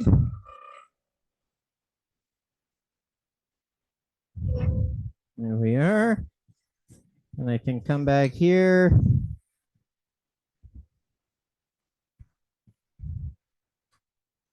Close my flute so I don't kiss that bead, giving me that nice tight sharp edge where the two join together.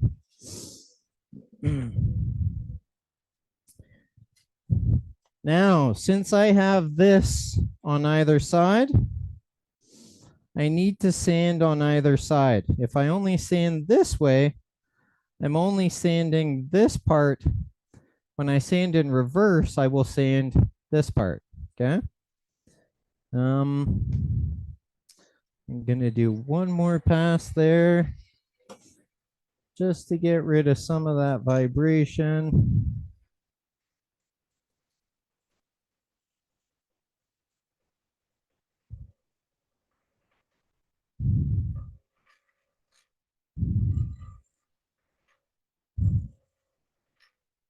There. If you're gonna check it back here. You don't want to jam your fingers on that rectangle.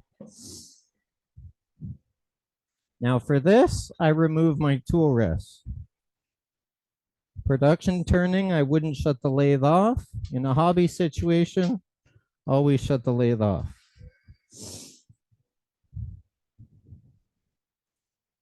Now I am holding the sandpaper like this, and I am applying pressure here to do the sanding.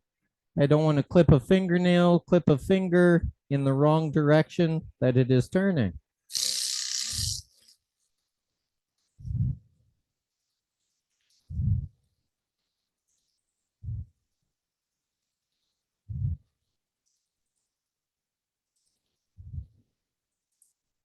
If I'm using multiple grits, I need to sand forward and reverse in each grit.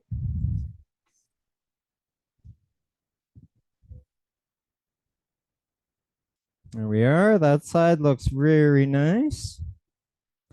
Now I'll go reverse.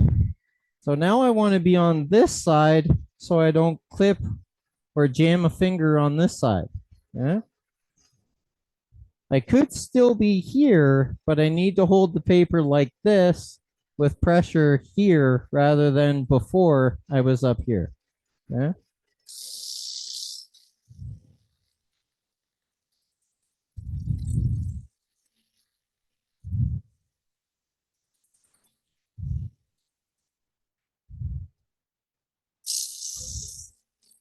Now you want to sand all these increments as you go because hand sanding this after would be a nightmare. It would take forever.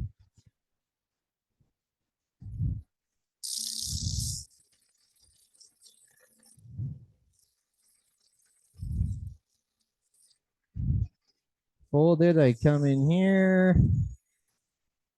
Give me that nice curve of that bead. Come in this direction to blend the two. And then rather than sit there on that bead, which will create a little cove in that edge of that bead, is I would come along here and then that corner just lifts up and follows that bead. Okay, lift down into the corner, up, follow that bead. And I'm not going to create unwanted grooves where I don't want them to be so groovy. Now I'm going forwards again. Just to do that top side. Once I've gone through the one, the other one should go very quickly.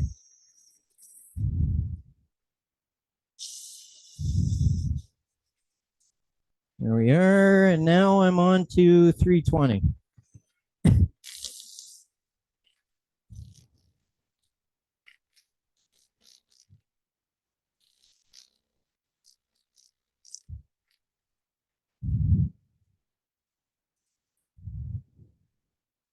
Get in the groove.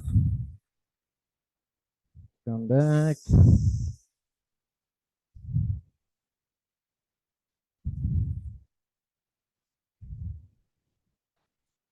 Now one last time, reverse, and we're off to the bandsaw. Actually, I have one more step, and then we're off to the bandsaw. Now you can see I'm sanding at the same speed I turned at. That is because I have wood air, wood air, wood air. I want this edge to come around fast enough so I don't get caught within that fan blade. Okay. Also, you want a good finish off the tool so you don't have to do excessive sanding. Just saves you a little bit of time in the long run, especially if it is a business. If it's a hobby, money is not, time is not money.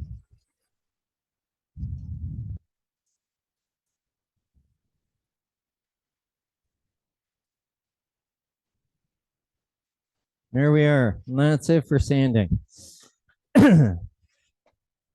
So take a look here. We have our claw tapered, half a bead, tapered shaft, and our handle. Now I need to remove this, undercut this slightly to create a little bit of a button for my eyelet. Okay, if you wanted, you could make this longer, round that off and drill a hole through the side grain.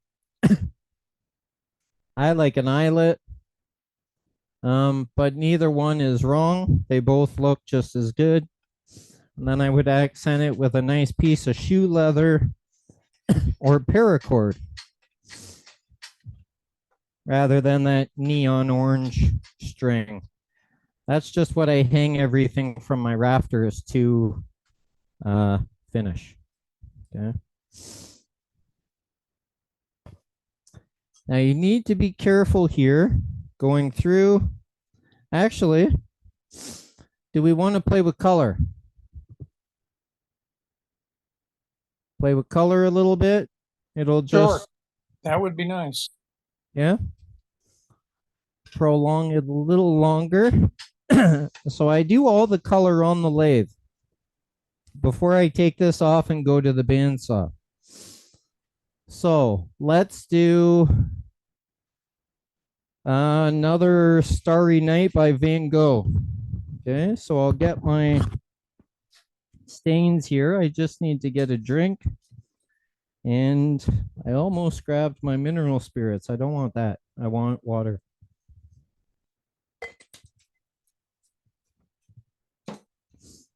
All right. So when I did the Van Gogh, where are all my stains here? I used a combination of all these colors. Okay. Layer them upon one another. The spirit stain dissolves the one below it, melts together, creating highlights with the lighter colors. Okay. I didn't really use black much. That was just over the top to give it more depth. But in the Van Gogh type, this one here, I started with navy blue, then green, then baby blue, then yellow, and then white. And then I went back a few times between the two. Okay. So I'll grab one glove, the glove that will be holding the piece I use to dab the different dyes on here. And I like my lathe stainless steel and white one-way color. So I use a bed diaper whenever I color or stain. Okay, this fits right in the bedway. I can move it up and down as I color. So my lathe stays the color I want it. It's not Joseph's Technicolor Dreamcoat.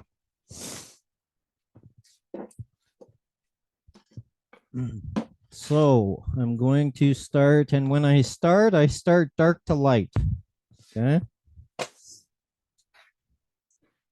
And the applicator is a grocery bag. Okay. So I need to rip this into pieces. So I have dabbers for all my different colors.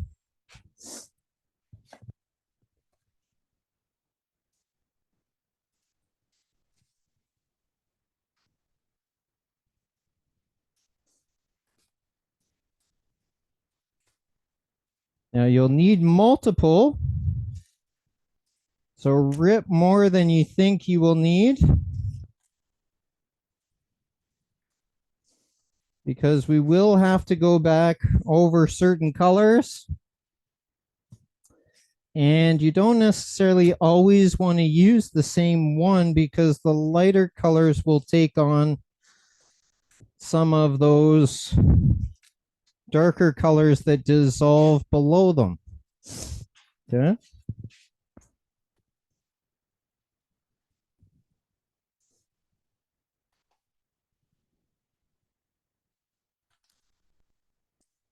Keep your safety glasses on. You don't want this stuff in your eyes.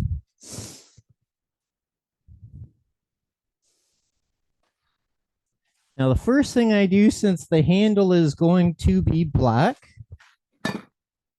I still need to do some sanding.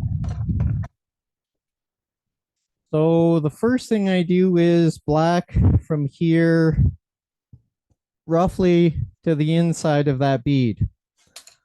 I do that with a paintbrush.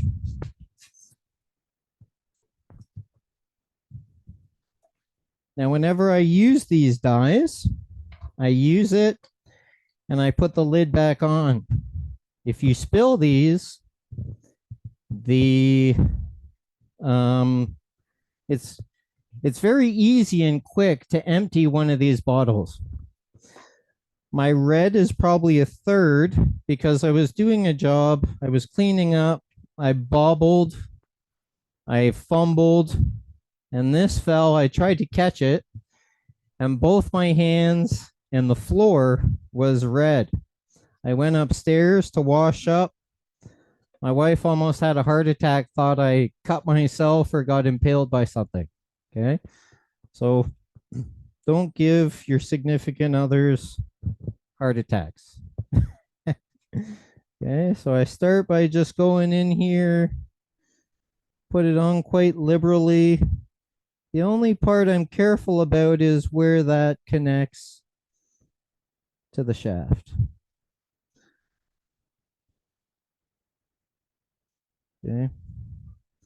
And I only go in maybe half an inch because I'm still going to have to sand this face.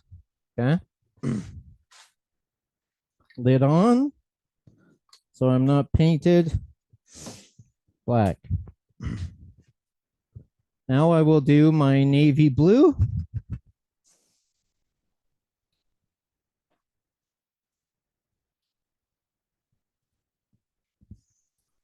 Now I scrunch this up into a little bit of a pad, like so. And that is my applicator. Okay. Dip this in here. If you have a lot of access, try and just dab that off slightly. This will go on my table. I'm going to redo this a couple times. I'm very careful that I don't dye this bead. Okay. And just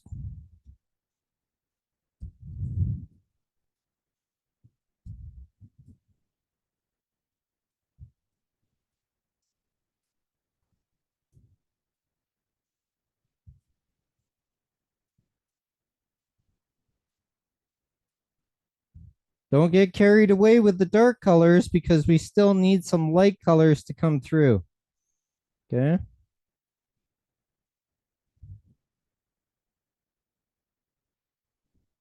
If I do kiss that bead, I can sand it off before I take it off the lathe. Okay, so there is my navy blue.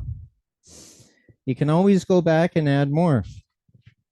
And by doing so, it layers it, reactivates the solvents, dissolves, highlights, and creates more depth. So I'll put my lid back on the navy blue. Now I could go in with the baby blue or the green. I'll go in with the baby blue first. Again, I create a pad. More irregular, the better. Okay.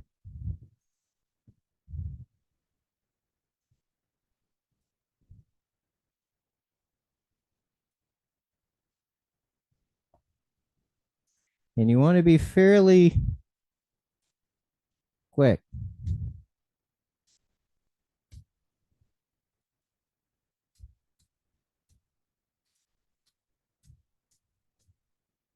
Now, even though that is quite saturated there, colors that go over top of it will dissolve it, blend, and create highlights across one another anyway.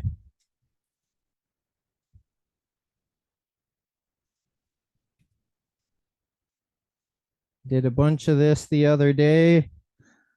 I had to go to the club. I had some archery students as well. And they were looking at my hands like, why is this guy's hands all colored, multicolored? I'm like, oh, I was creating a couple things on the lathe. Okay, that's good for the blue for now. We can always come back.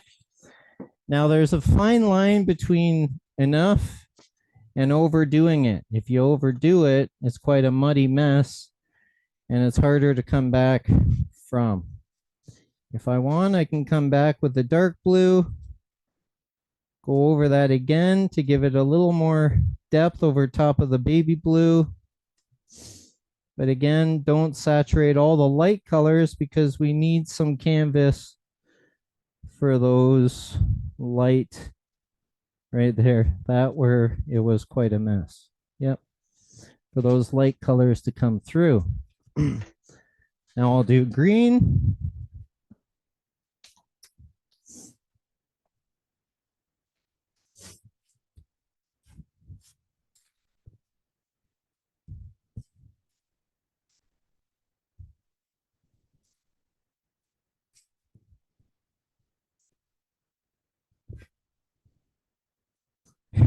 I had stern instructions leading up to my wedding about 5 years ago. My wife said, "You're not doing any staining or dyeing all week. I don't want multicolored ring pictures." Now, if I go too quick there, you see it's more of a glob rather than a, that's okay in some spots, but you don't want a lot of that. And I'm not worried about this because it will be black.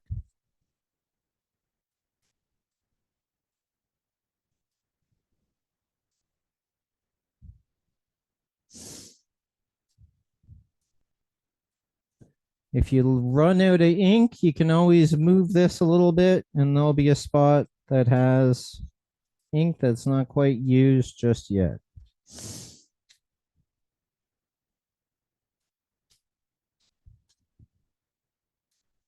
Now that I can fix up with more blue or more black to make it more, a little less obnoxious. Okay. That's good for the green for now. Now I will do some black just to break that up.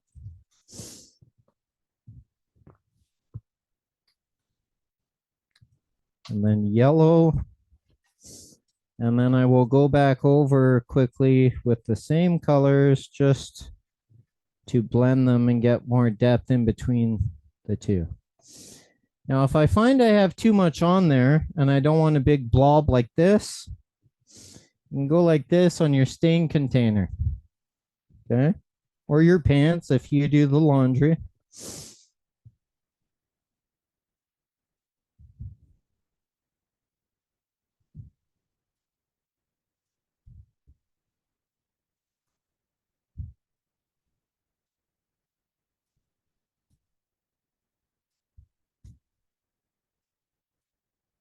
Now, the one color you get is so easy to go overboard on is black. Okay. So that is good for now. Okay. Oh, miss a spot. Miss a spot. All right. That's good enough for now. And then I will do yellow. If you want, you can put some red in there too. Totally up to you. Now, when you're picking colors, if you're only doing a few colors, use a color wheel to see which ones sort of go together and accent one another. Or if you just want to play and see if this looks good, just have a go. Because if you think it's hideous, someone else will love it. Oh, there. That's okay. I'll wipe it on my smock.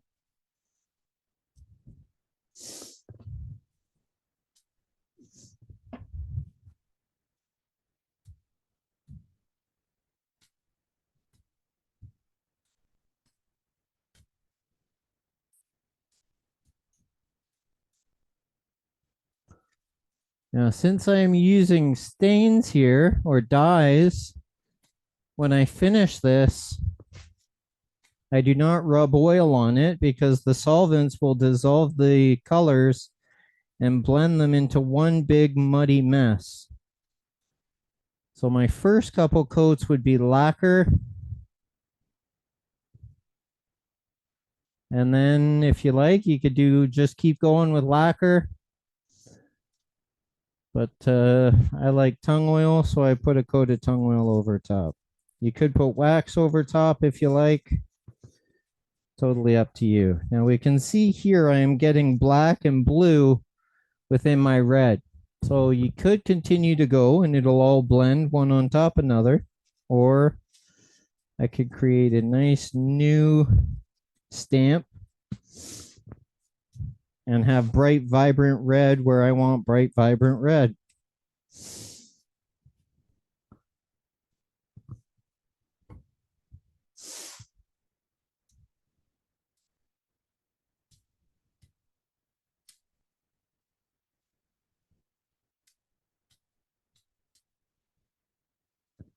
Okay, that's good for red. And then my final color will be yellow.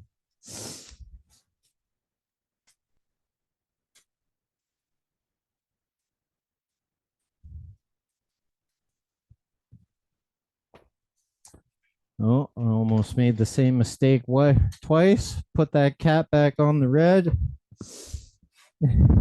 I'll be in trouble if that happens again. All right.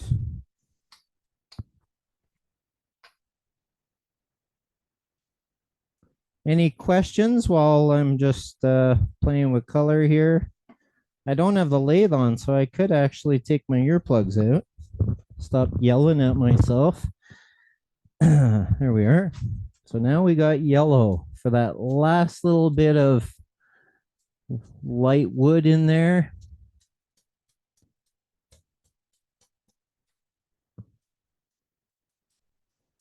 And then if you put white over top, it highlights it and creates like a milky white or a haze, almost like the Milky Way or stars coming through the clouds. And it actually lightens all those dark colors underneath. So here I'll come in here.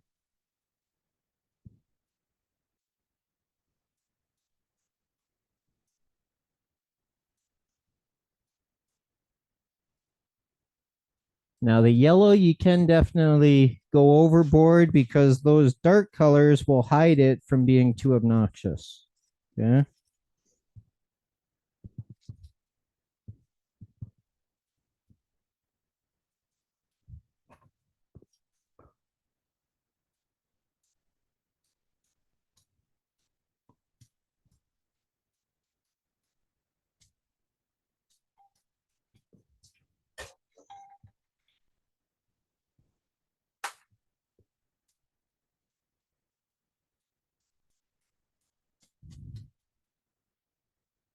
Over here.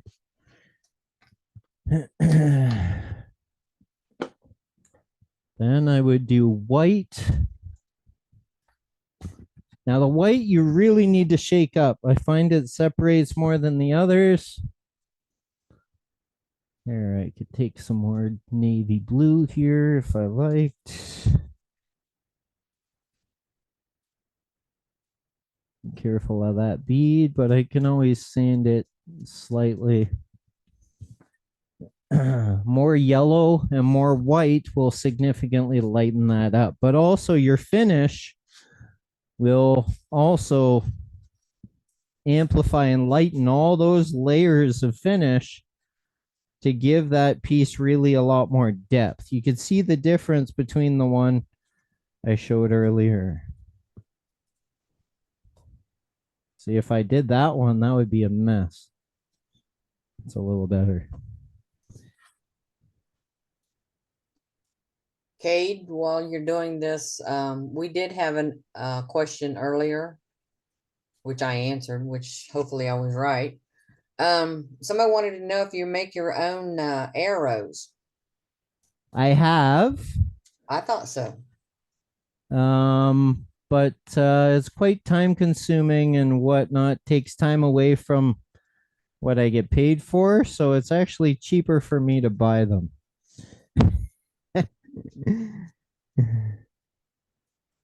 But yes, I have made wooden arrows on my lathe. But for the most part, I use carbon unless I go to a really die-hard traditional shoot where the requirement is you have to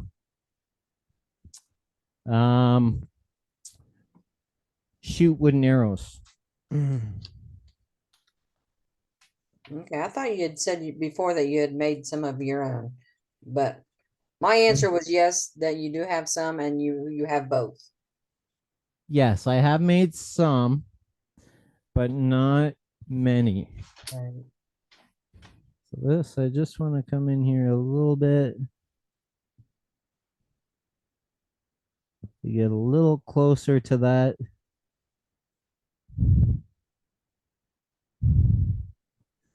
Without coating everything in blue.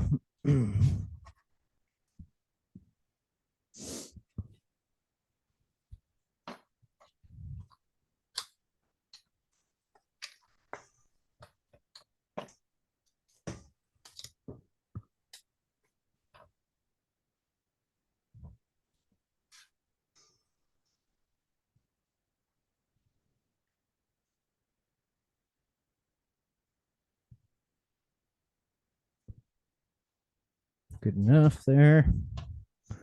While I have the green out, I could do light.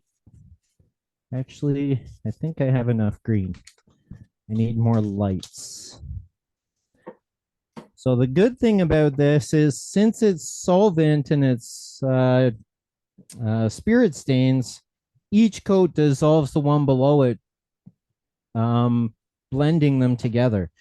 So the more light coats I add, it will significantly soften the dark coats if you have gone overboard on those dark coats. And it gives it like a hazy,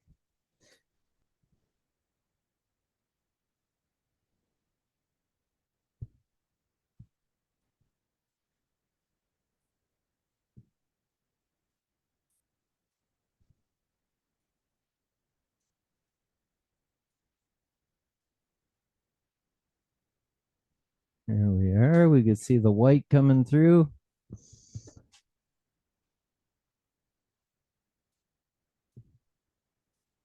Lighten up some of those black spots. Want some in here.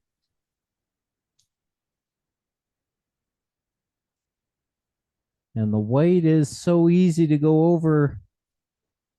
And again, and those yellows will really highlight that white, making them more vibrant as well.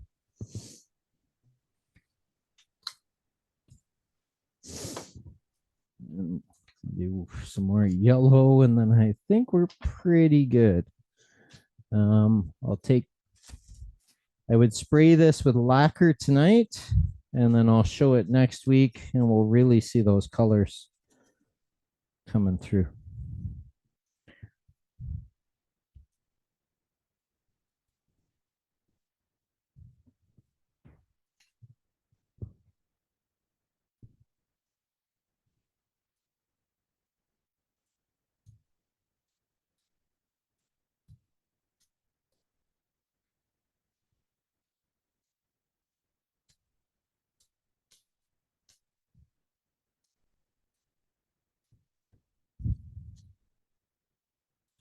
I've been quite busy with the archery. I have a training plan 3 times a week or so. So I turn at night and in between all that because I qualified for nationals and going to provincials. And so that's it's crazy. I've only been doing it for a few years.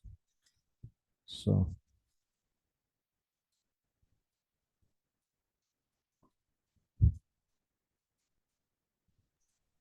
Yeah, I've noticed I've seen more of your archery things on Facebook than I have your wood turning. yeah, I did get overwhelmed. There was so much. I mean, Facebook's a whole other full-time job So I mean, with all the posting and upkeeping and talking with everyone, it's a lot of work when I'm raising a kid and family and training for that. And so I'm still doing a lot of turning and custom work and production and stuff, but I've sort of neglected the posting social media side of it lately, but I will definitely get back to that shortly.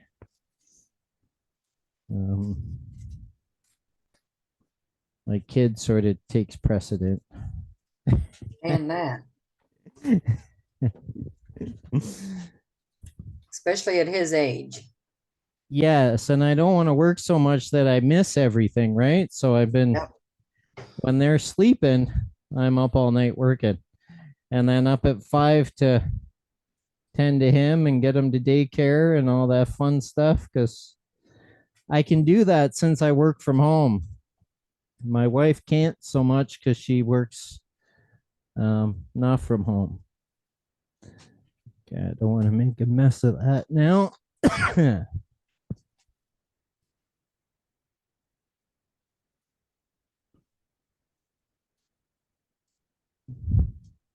You see how the white just brought light to everything and brought those colors through? I think it's beautiful. I think that's Looks fabulous. pretty good for now. And I mean, the combinations are endless. You could go and go and go. And actually, I want one spot here up at the top just to break away some of that dark that I painted there to get close to the bead.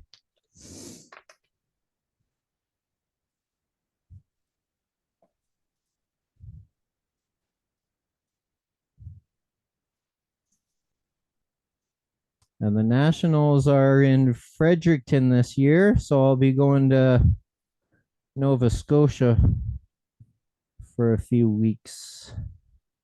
Wow. Will you be able to take your family with you? Yeah, they're gonna come along and we're gonna visit family on the way back.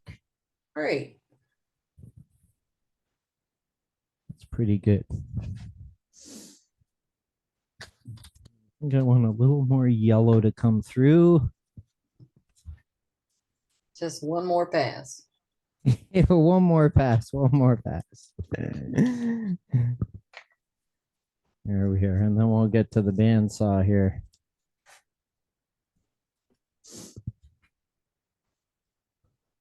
And the yellow will also create green, so it will accent well.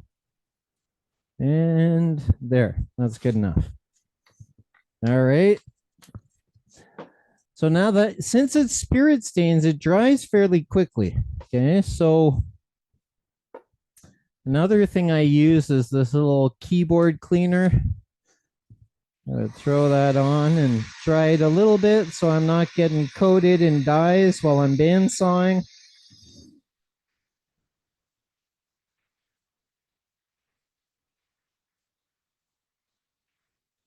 I wouldn't use a heat gun because you might catch it on fire with it being spirit stains. So you're not going to set it on fire like Jimmy Clues does? No. You notice Jimmy Clues only does that in somebody else's shop. Actually, he does it in his own shop. I was there when he done it. Then I'll just coat this again to get rid of any stains or dyes that came over the top while I was staining. That will be covered when I paint it after I bandsaw. All right.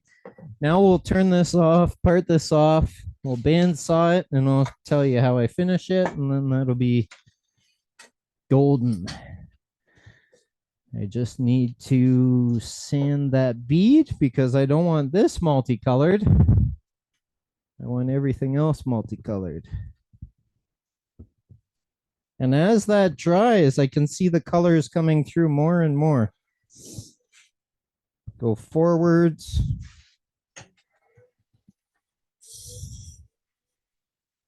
Very careful I don't kiss the shaft there because I want to keep that the color took me a while to create.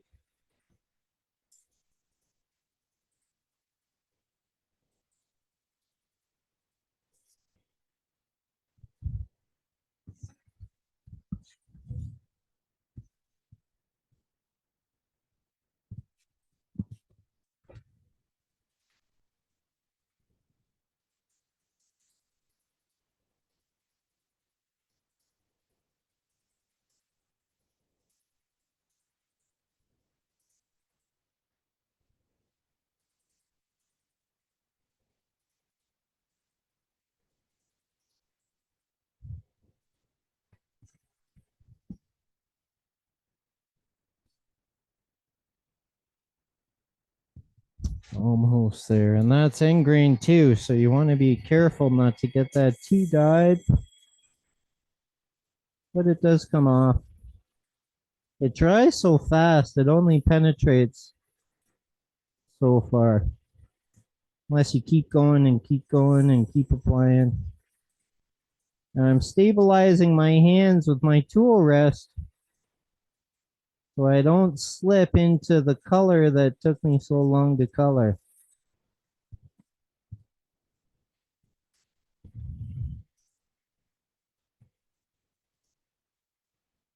There.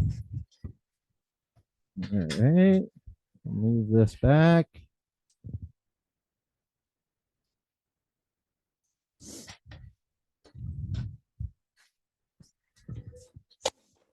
Take my parting tool and I just break this down a little bit past that walnut.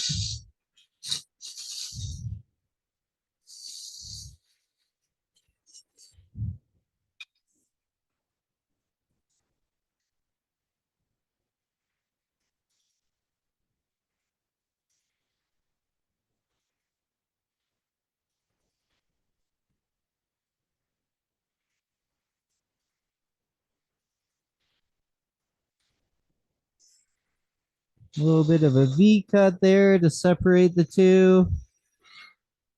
There we are.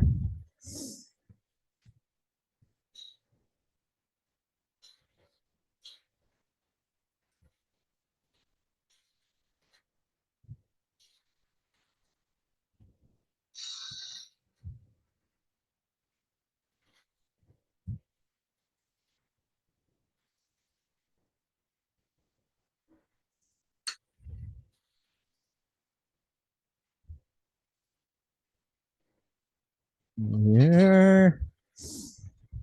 Got my 320. Touch that up a hair.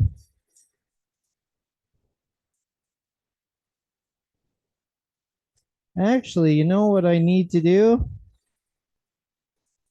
I need to take this glove off so I don't dye something I don't want dyed. Here. Take my thin kerf parting tool here. Wherever it went.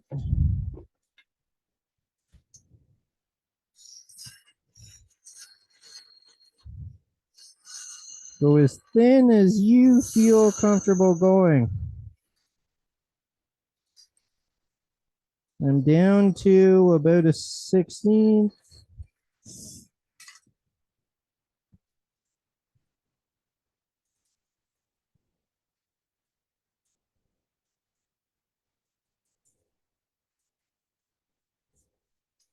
And right there, I will still have that pinhole.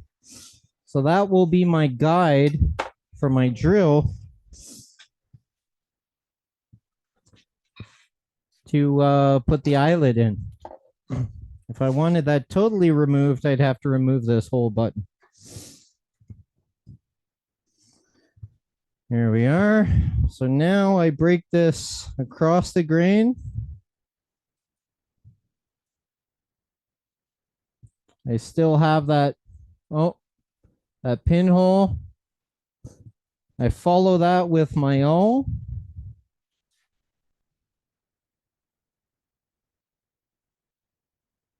There we are. You take a carving knife or an X-Acto knife.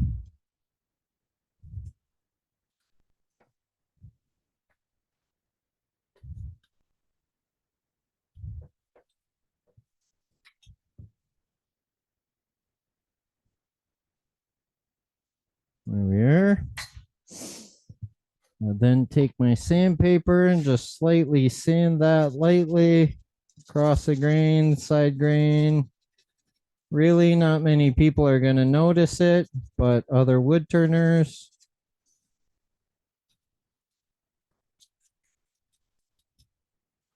Just take off any marks that may have arisen.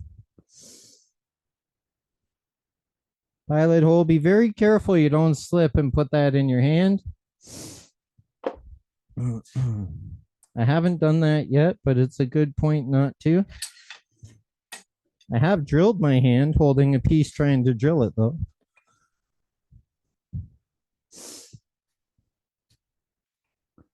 This is about a 1/16 drill bit.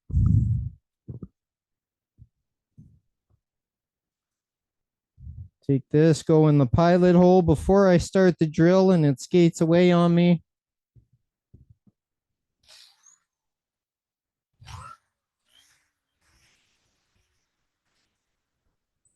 Here.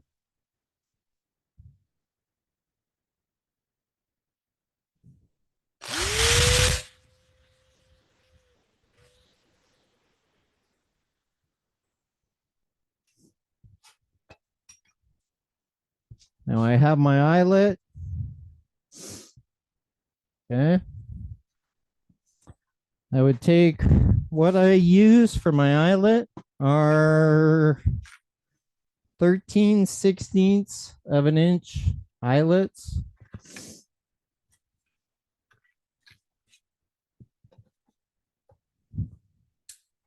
I don't put super glue on the hole because it'll be a mess on that end grain. I put a dab of super glue on the threads.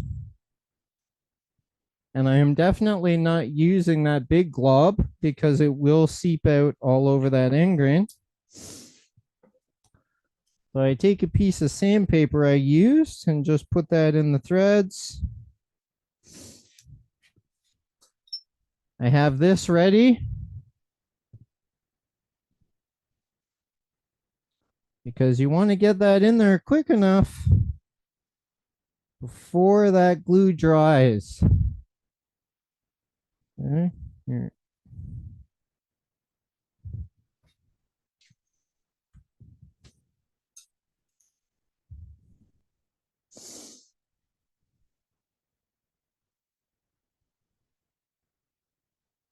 And I line the eyelid up with the grain. Okay, like so. If I have any squeeze out, take my sandpaper on the edge and just go across the eyelet.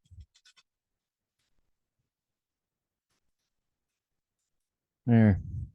And my eyelet is now glued in with no ooze out of super glue all over my end grain. Now let's go to the bandsaw and we'll cut this and then I'll just tell you how I finish it. And we'll be golden. Oh.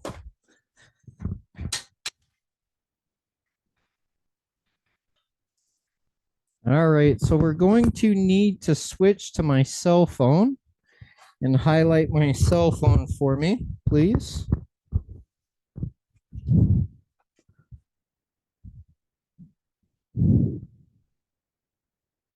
If one of the moderators could do that for me. I'm looking. Well, it might have gone off, so let me double check here if we're, oh no, I'm still there.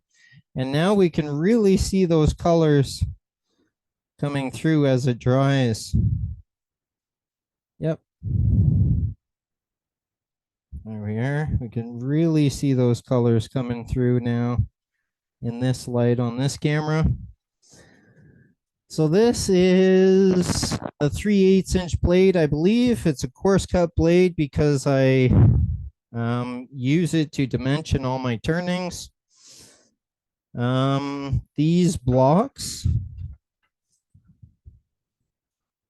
are a great project to turn on the lathe. Why buy a plastic one?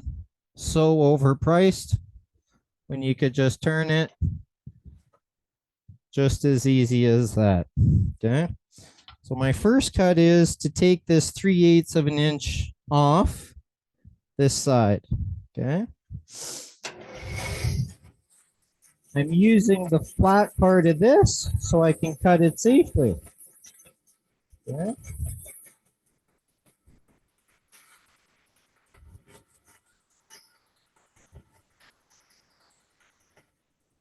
There we are.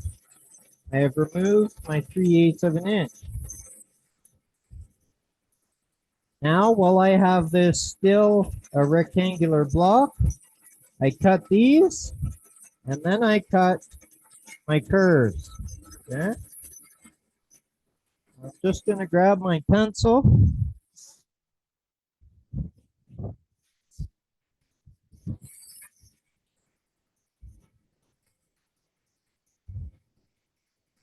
I'm going to follow this line.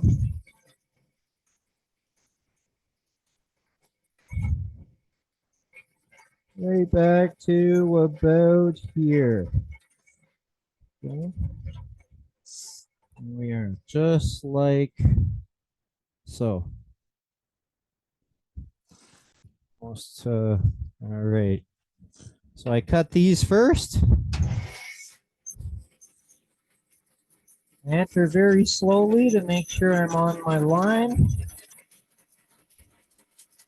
I cut straight back to that line.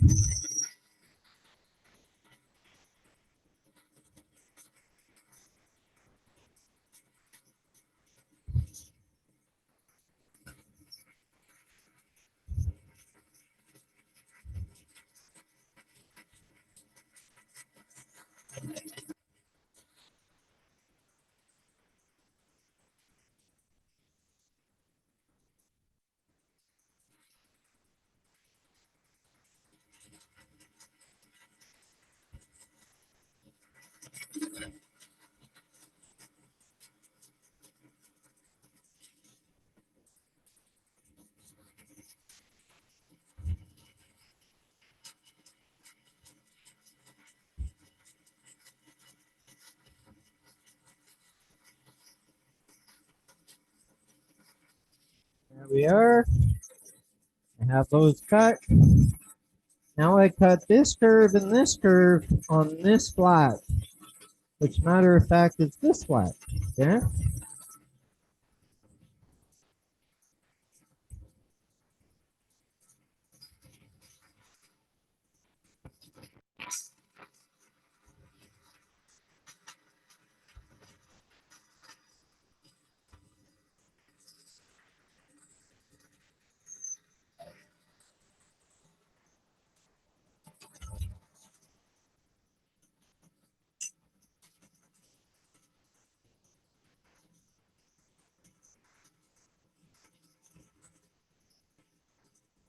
There we are.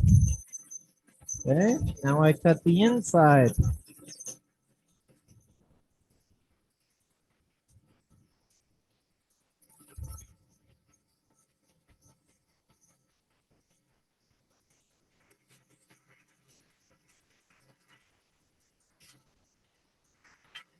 Now, since I'm not using a thin blade, I need to move it so it cuts a rough curve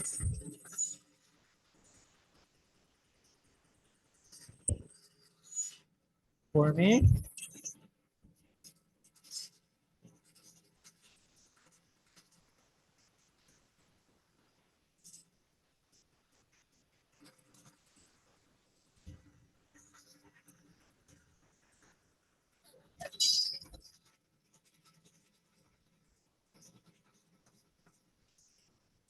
There.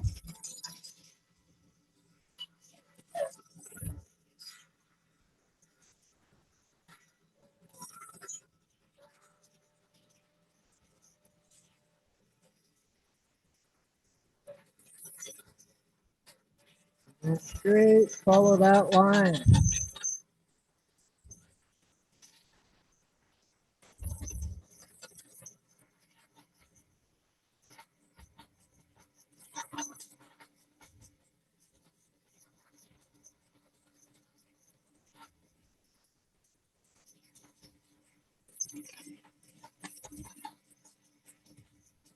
Make sure to keep your thumb on that flat part.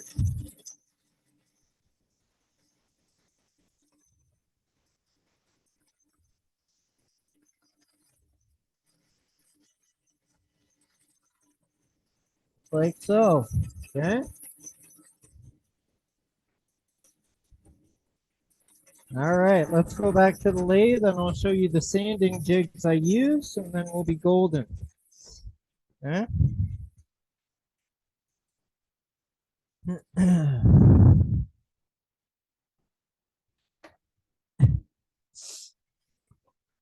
Now I need my knockout bar. I need to sharpen my blade. You can see a little bit of burning there, but that's no big deal because it's going to be colored black. Now, how do I finish this part? And how do I finish this part? Well, you could use a couple different tools. You could use your belt sander, disc sander. You could use a oscillating spindle sander. You could buy these that go in your drill, and that would do the under part of the claw. But if you don't have those, I'll show you what you can use on the lathe. Okay. So I have a faceplate here. I took some 5/8 plywood. I have a backer. I didn't have short enough screws, otherwise I would have just used one plate. I didn't want to go to the hardware and buy more screws, so I attached two and I used 1¼ inch screws. Okay. I then took sandpaper and created a sanding disc. Okay. So this is what I'm going to sand the top part of the claw. And I'm going to use my box or hollowing tool rest here so I can get as close as possible to this piece. Now it's just like a disc sander on the lathe. This will be, oh, there we are. This will be spinning in this direction. So we want to stay on this side of center. If we go to this side, it's going to bring it up, throw it, hit this, bang, smack, crack, boom, broken. Okay. Be as close as possible. And I'm going to use this on this side, come across just like so, and sand the top of that claw. Okay.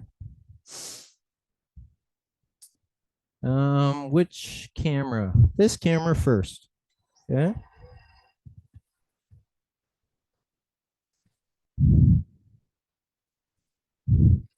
Now I am on this flat surface, not this curved surface. Okay.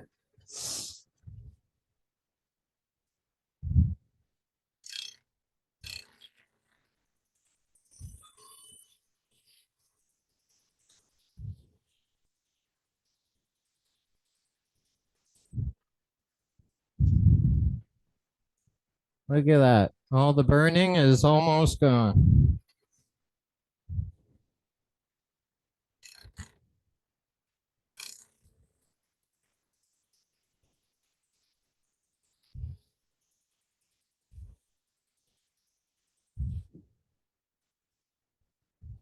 There we are. And our top, I just need to do the bottom here.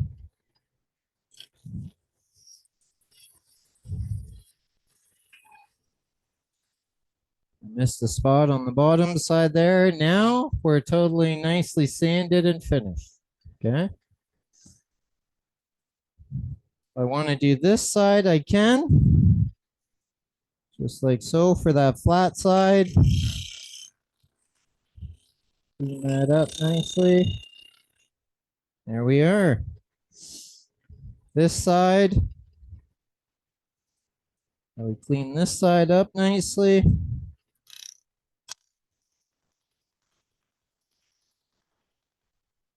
We are.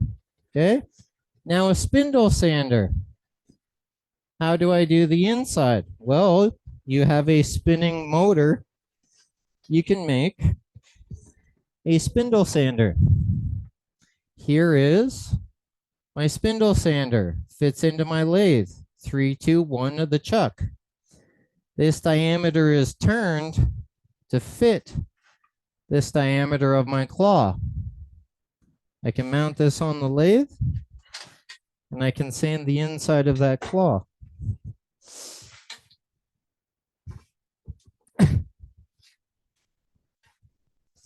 We have scrap wood lying around.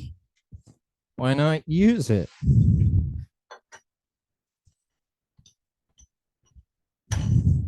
Now you may ask, how did I adhere the sandpaper to this faceplate and this spindle sander?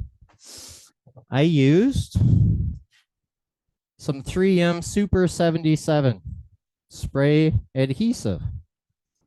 I sprayed it on the wood. I rotated this diagonally as if I was putting it on a drum sander. And I used some packing tape on the open ends. Okay. This, I had 3 pieces. So I took 3 pieces of sandpaper.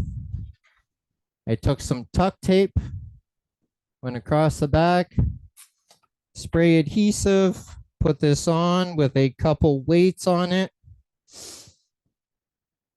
And then I took some CA glue around that edge just for an insurance. And then I took scissors and I cut the circle. Okay.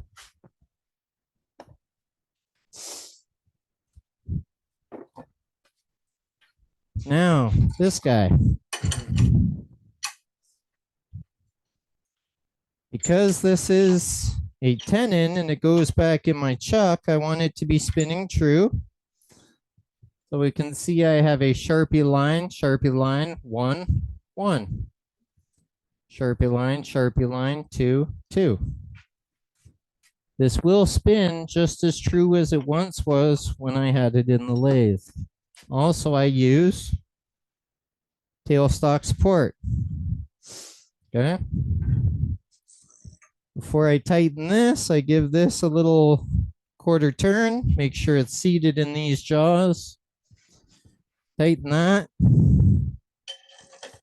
And I have a spindle sander right at my disposal, virtually free. I had the wood, I had the sandpaper.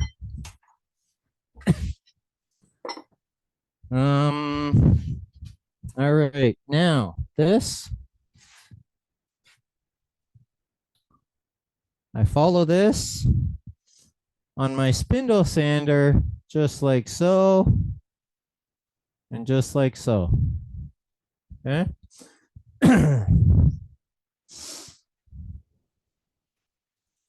Watch out for your hands.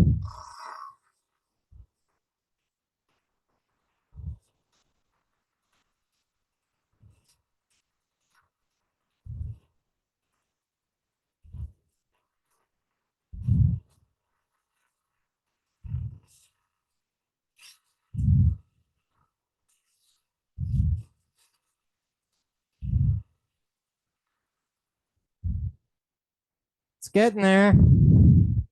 A little bit of a bandsaw groove there.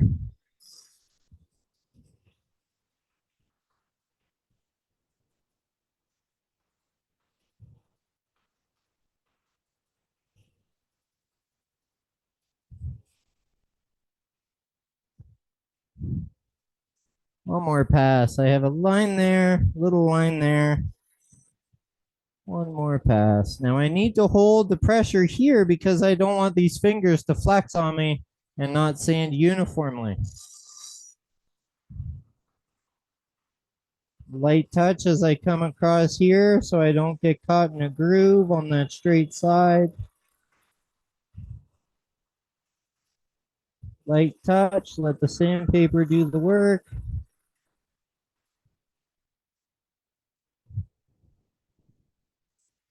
More spot at the top of the fingers there.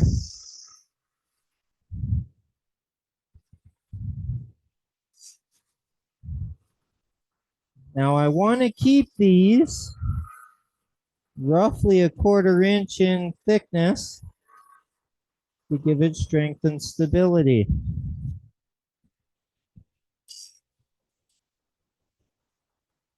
I'm looking at the side to make sure I am staying flat and uniform to that piece. Okay.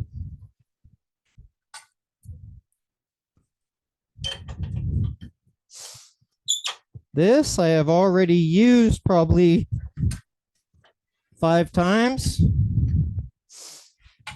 Okay, do you ever sand the tips of the fingers? I hand sand. I don't want to take them off because that's what scratches the itch you can't reach.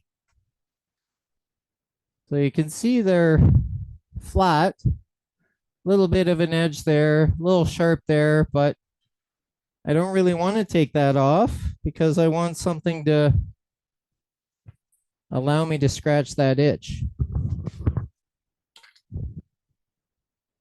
Now what I would do is I would just take some sandpaper and I would hand sand that. If there's any tool marks, any waves or swirls, I would just come in there just like so, up and under those fingers. Soften that sharp edge. Soften that sharp edge. Okay. Do you sand between the fingers? Yes, I'm getting there. Yeah. And I do this here.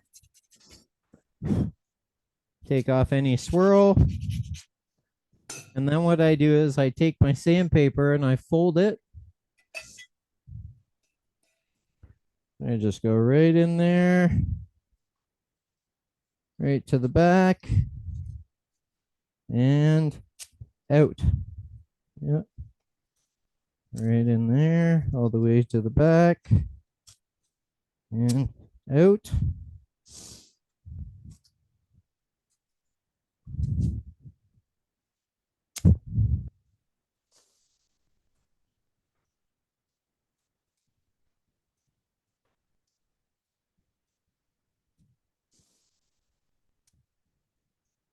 I can then take this, if I want to soften those corners, I can go slightly on an angle. And then back this way, slightly on an angle, get any of that fuzz out of there. If I saw any in here, I might do it again, just for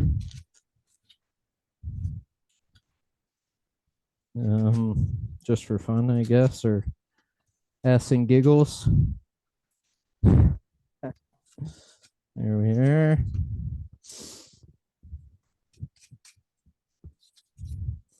And there we have our back scratcher. Now all I would do is I would just paint this with the black stain that I have up here. So I'm not actually going to affect this in any way. But we can see now that that's dry and those colors, they'll really pop. And that stain, that lacquer and finish will even make it pop even more. And then you'll see all those layers and all that depth between all those different colors. This one I didn't put red in, and I used a lot more yellow and a lot more coats over and above, but I didn't want to take too much time just on staining. If I continued with the yellow and the white, the yellow would take away some of the darkness, but I like it with the red and the orange and the yellow coming through. I think it looks great as well. So next week we'll see it with finish on it. and you'll really see how much it really pops that much more. So I mean, I staining it, painting it, it's just the same as when I did the base, so I don't want to bore you with that. But are there any questions? That is beautiful. I do have a question about the keyboard dryer or sprayer thingy you've got. Is that a has it got the air can in it? No, it's actually, this thing is awesome. When I bought this, I'm like, oh my, it's that expensive? And then I bought it and I wouldn't even think twice of it anymore because it's USB chargeable. Takes Oh, about 40 minutes to charge. I can hold the trigger and it's on and off, or I can double tap the trigger and it stays on. I use this to clean off my lathe. I use it to dry stains and finishes. When I get impatient about glues or stains or paints drying. And it's just air. It's not a heat gun, so it's not going to light anything on fire. not the compressed air can. No, it doesn't. The fan sucks the air in here and blows it out here. Okay. So it did come with a little scrub brush for doing your keyboard as well, but then it also came with this reduced tip, and it's perfect for cleaning off your laptop, your lathe, your anything. It was $100 on Amazon. Oh, that much. Yeah, I know. I thought the same thing when I bought it, but it cleans off my lathe, it dries stain, it dries finishes, it dusts everything from the top down, and then I sweep up. So I mean, it's such a multi-use. I am now very glad that I bought it because it's also rechargeable. I don't have to buy canisters and air canisters, and I don't have a constant consumable. It's buy once, cry once. And I've had this for, I've had it 5 years probably. Okay. Yeah. So, Pretty. yeah. Okay. Billy Burt says he's got one and it cost him $39.99.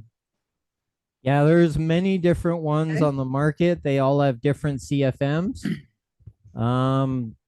That thing's got a pretty good fan and blower on it. So, yeah, I saw Heather's comment about $60 American, which is 100 Canadian. So, yeah, but I mean, I don't regret that purchase at all because it keeps my lathe and my lights and my cameras and TV and everything clean. My bandsaw, my dust collectors, I use it on absolutely everything. And then after demos, it cleans out my computer. I blow it out from every fan, and I mean, there's not a speck of dust in it or on it or under the Did keyboard. that thing have a name brand? This one is called, I think that's Polar.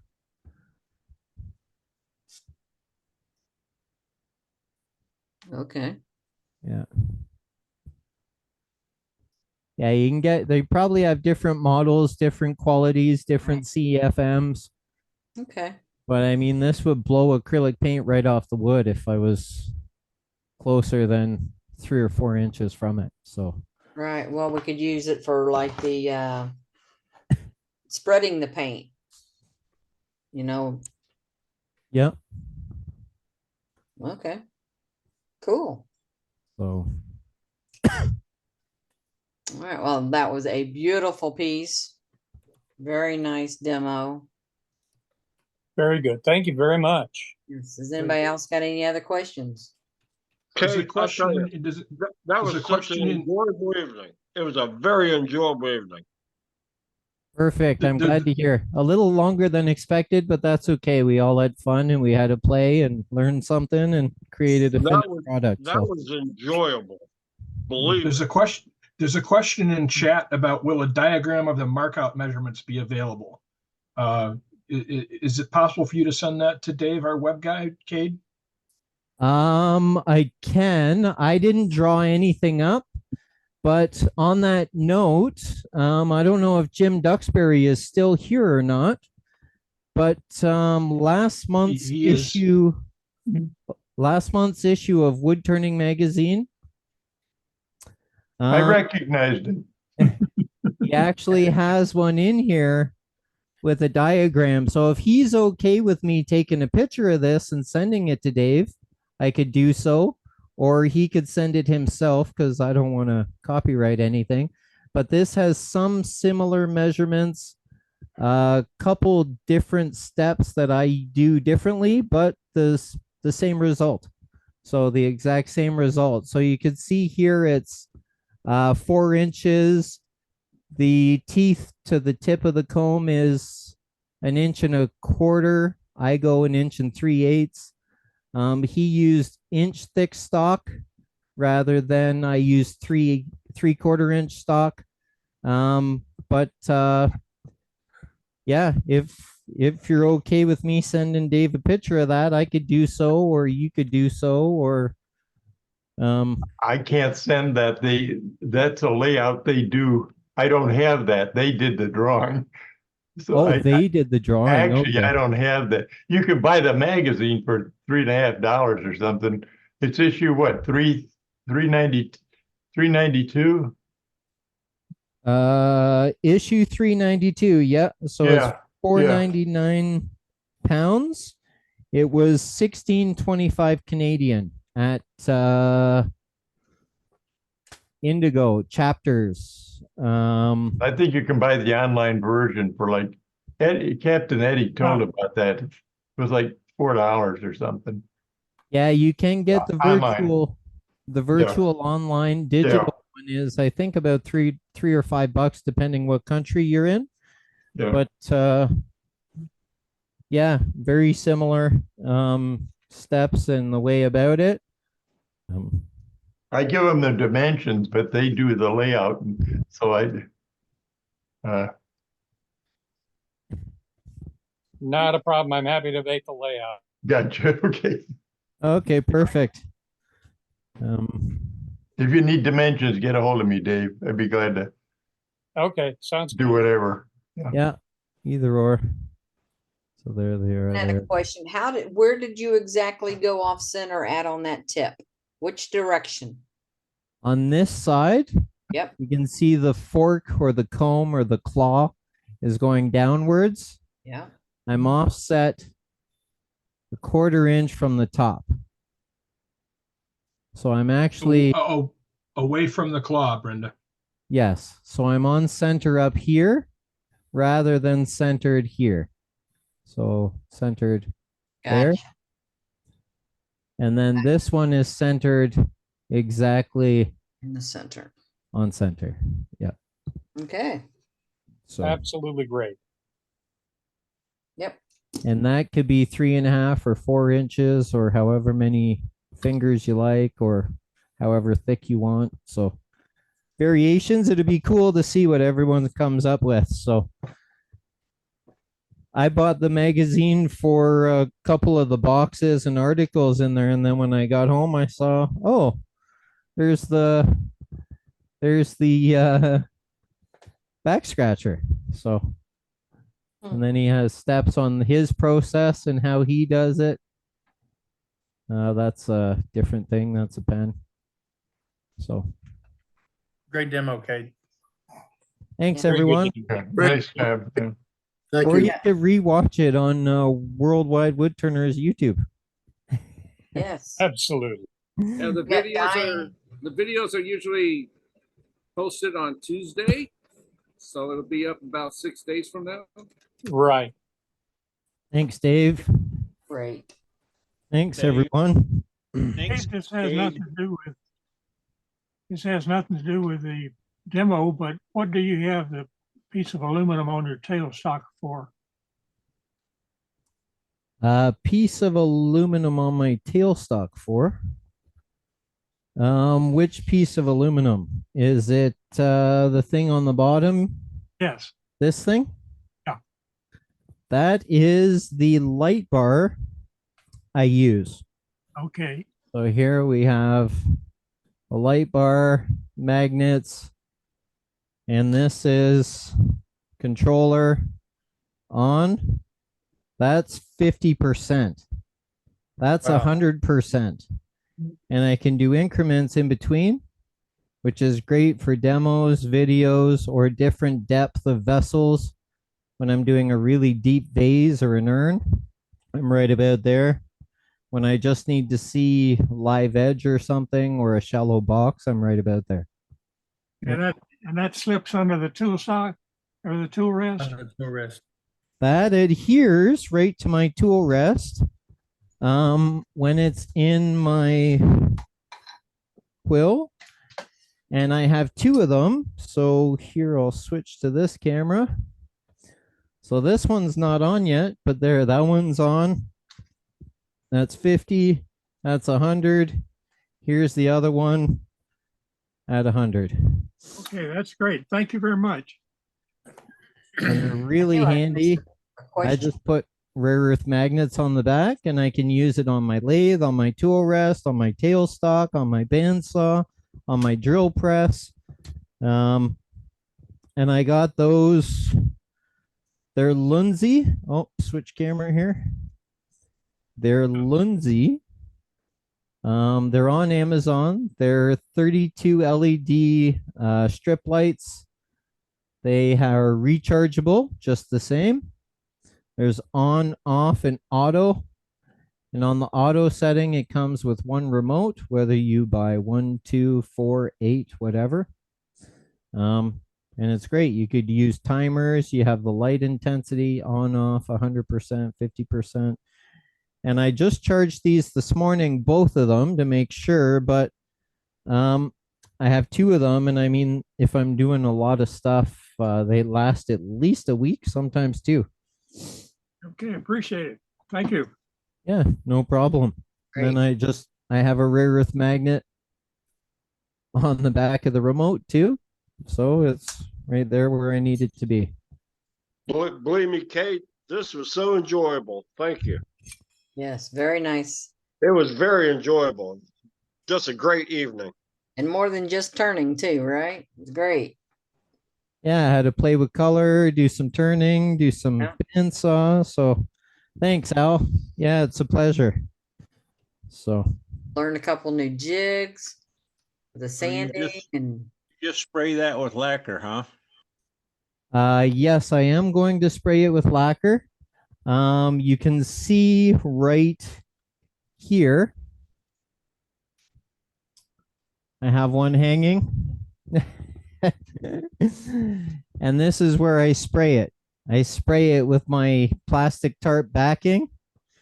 And then I'll throw a fan on. I'll open the basement window in behind the plastic, and it'll vent out while we're all sleeping. And it's nice we don't smell it because we have the air conditioners in our room blowing on us. If I didn't have the air conditioners in, I'd be getting in trouble because my wife and son are quite sensitive to lacquers and aerosols. So I'll do a spray before I go to bed. It'll hang there till tomorrow morning, and then in the morning I put a coat of tung oil on it. Or you could just do another coat of lacquer or two if you wanted to just do lacquer. Yep. Okay, why do you have an air conditioner? Because it gets piping hot here in Canada. We get both extremes. We get minus 40 and plus 40. So you put tung oil over it, the lacquer? I do. Just to White get a down. higher shine. This is a satin lacquer, so it'll only get so shiny. You can use gloss lacquers, which will get shiny, all in 2 or 3 coats of lacquer. I like to sand in between coats, and then I put a 1 or 2 coats of oil over top of it, and it's golden. So they're both durable. I use polymerized tung oil, so it's not pure tung oil, so it's more durable than pure tung oil. And you can get a shine quicker and easier with many coats. But by lacquering it first, it cuts the coats of tung oil in down to probably a fifth. Yeah. If All I were right, to thank go, you very much, Cade. Great job. yeah, no problem at all. Thanks. Enjoyed it. But then again, I enjoy most of your stuff, so. Thanks. Yes, most of us do. When Dane told me tonight Kate was doing the demo, I'm like, oh yes, great. It'll be easy night then. Great. Yeah, sorry it Alright. took most of the meeting, but there was all kinds of fun stuff in there for everyone. So it was Right. Absolutely. so thanks everyone. All right. Well, do we want to go do some more gallery then? But we certainly can. A number of folks have decided to skip themselves or get out of the meeting, but we can go with who I know is left. If you'd like to do that, we can do that. Sure. All right. All right. So the first up on there is Doug. I don't know if Hello. he's still here. Here, Yeah. here. I'm here. Present. Of course he is. Where would he go? He has nothing better President to of the do, county. right? I do. I just been out of town for the last 2 days. I'm leaving out of town in the morning for vacation, so I've got plenty to do. Good to your camera. Several Nice. things Where are real you going? quick. I'm going to South Georgia, going to St. Simon's Island.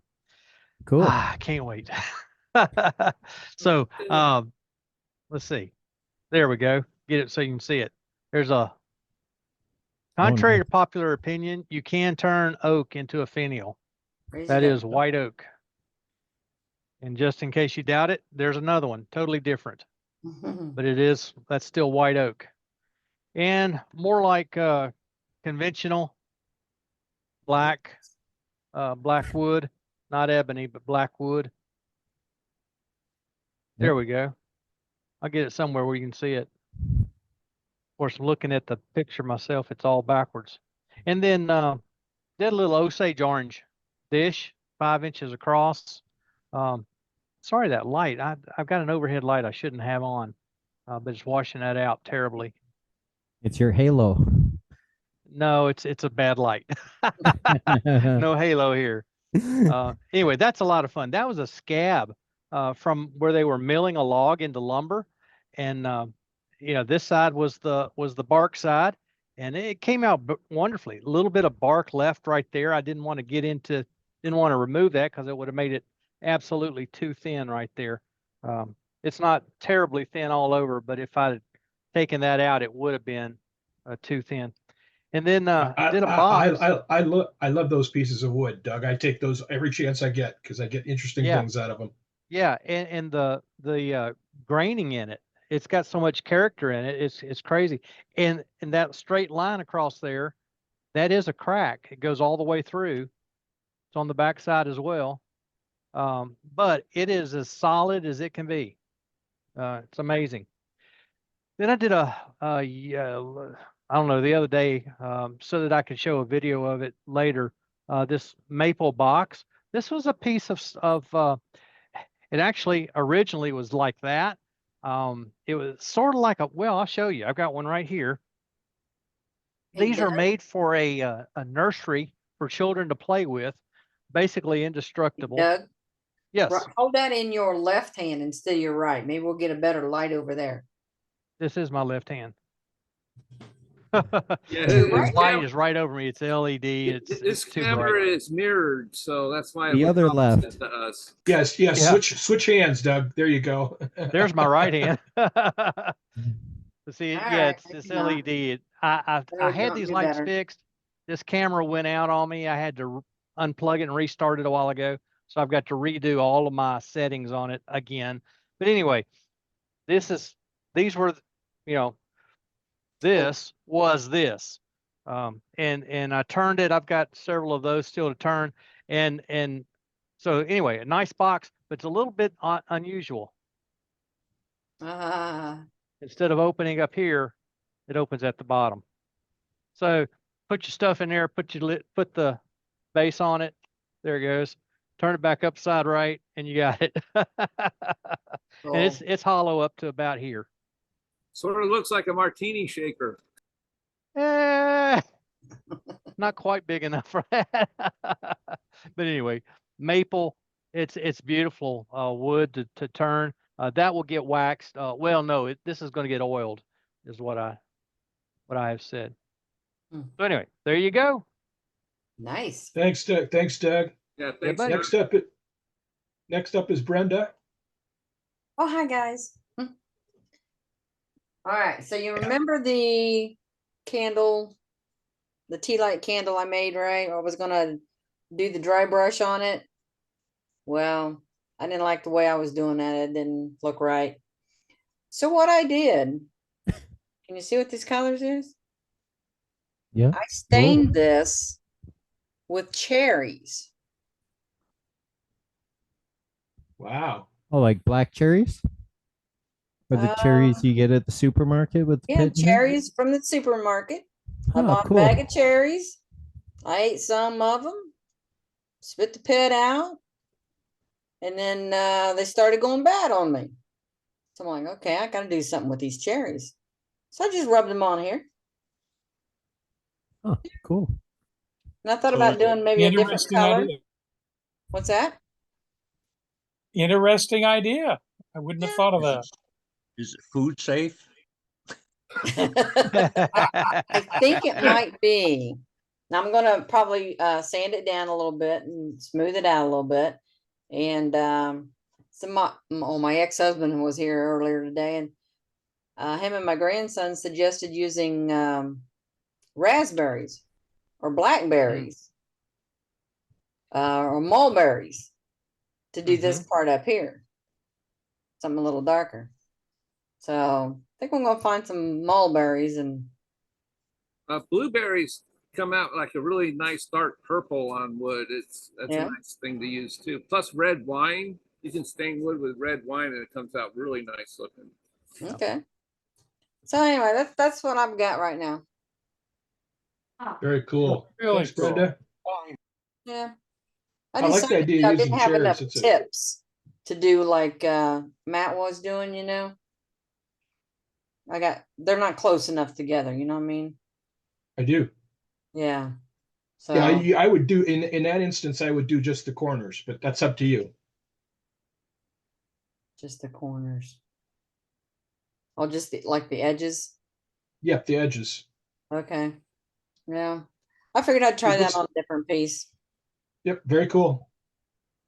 Anyway, that's what I got. That's very cool. Very cool. Nicely done. Thanks, Brenda. Yep. Up next is Jim Selby from Jacksonville.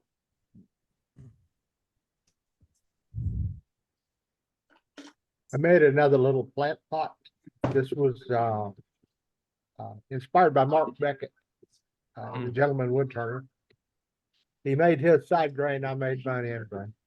That's what I have. Cute. What kind of opening you got in the top of it? Is it all hollow? Okay, all hollow. Yeah, it's hollowed. I got a little plant pot sitting down in there. Nice. Very nice. Very pretty. Love Thank the you. green.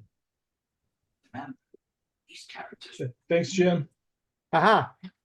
And thanks for the tip this week. I appreciated that. Yes, sir. Hey, I hope you enjoyed it. I did.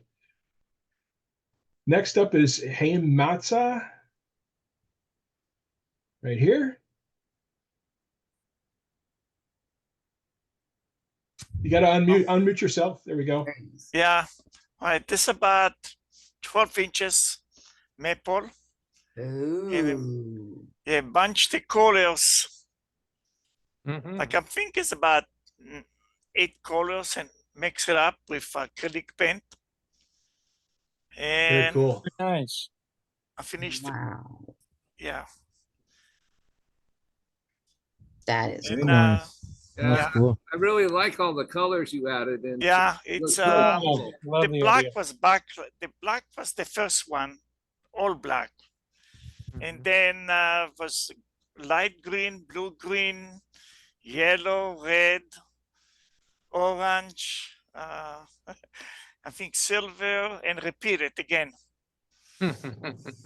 Wow. Very cool. Very That's a nice. neat nice. effect. It's great. Yeah. Good job. That's it. Thank you. That's what I have. Thank you. Nice Excellent. share. After that is Kelly, who's hiding somewhere, if he's still here. I'm here. Oh, there he is. Hey, Kelly. What's up, guys? I don't know how clear this will come through, but I got a nice cherry hollow for him. Cool. Deal. That's Oh very my nice. Ooh. Man, look at that thing. How long did it take you to blow out the shavings every time you made cuts? He went in through the bottom. Or halfway through. Neat little hollow for him. Oh, There you go. wow. That's cool. Oh, the colors come through real well. What is that? I mean, did you carve those holes in it? Yeah. Okay. And then epoxy? No, it's just burned and milk painted and carved. And then I got Wow. another Oh, hollow. cool. I like this shape. I'm kind of digging that shape, kind of wide. Mhm. Yeah. I like the colors on that one too. That's cool. Oh, cool. Very nice. Yeah, very, very nice touch. Looks like a meteorite. Yeah, There's or the moon, like a moon rock. Yeah. my piece de resistance. Oh. Uh-oh.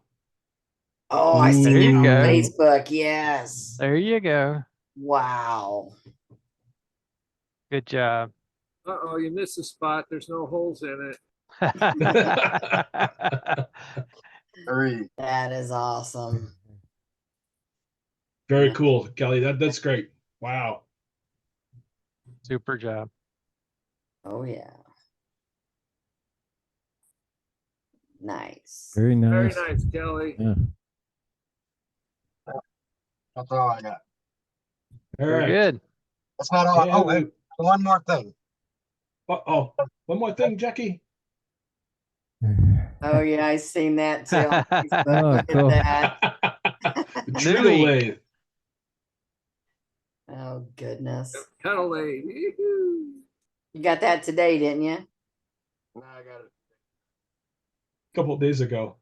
Was it a couple days ago? Yeah, it wasn't today. It was a couple of days ago. I saw the post too. Very nice, Kelly. Yeah, very nice. So Yeah, when you get a tattoo of Jim Duxbury's Ducks Chuck. You first. Yeah. Oh. That's great. And last but not least, we got Daniel. All right. Well, somebody Who gave one me of these days is going to come to a Detroit area woodturners meeting. yeah. That's what I heard.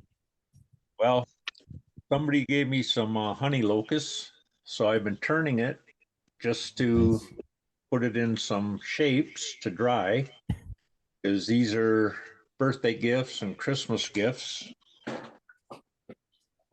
This one's just a big, I don't know what it is, but a cup of some sort.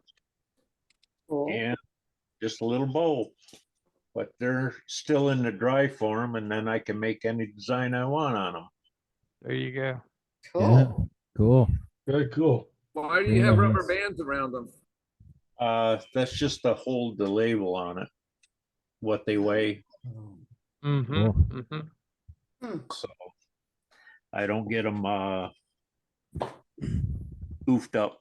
I like that idea too. Yeah, black locust glows under black light. Yeah. Yep. Does honey locust too? I thought it was only Don't- black locust. I think it is just black locust. Yeah, that's what I thought. No, These just honey definitely, locust. I got honey locust. And mine glows.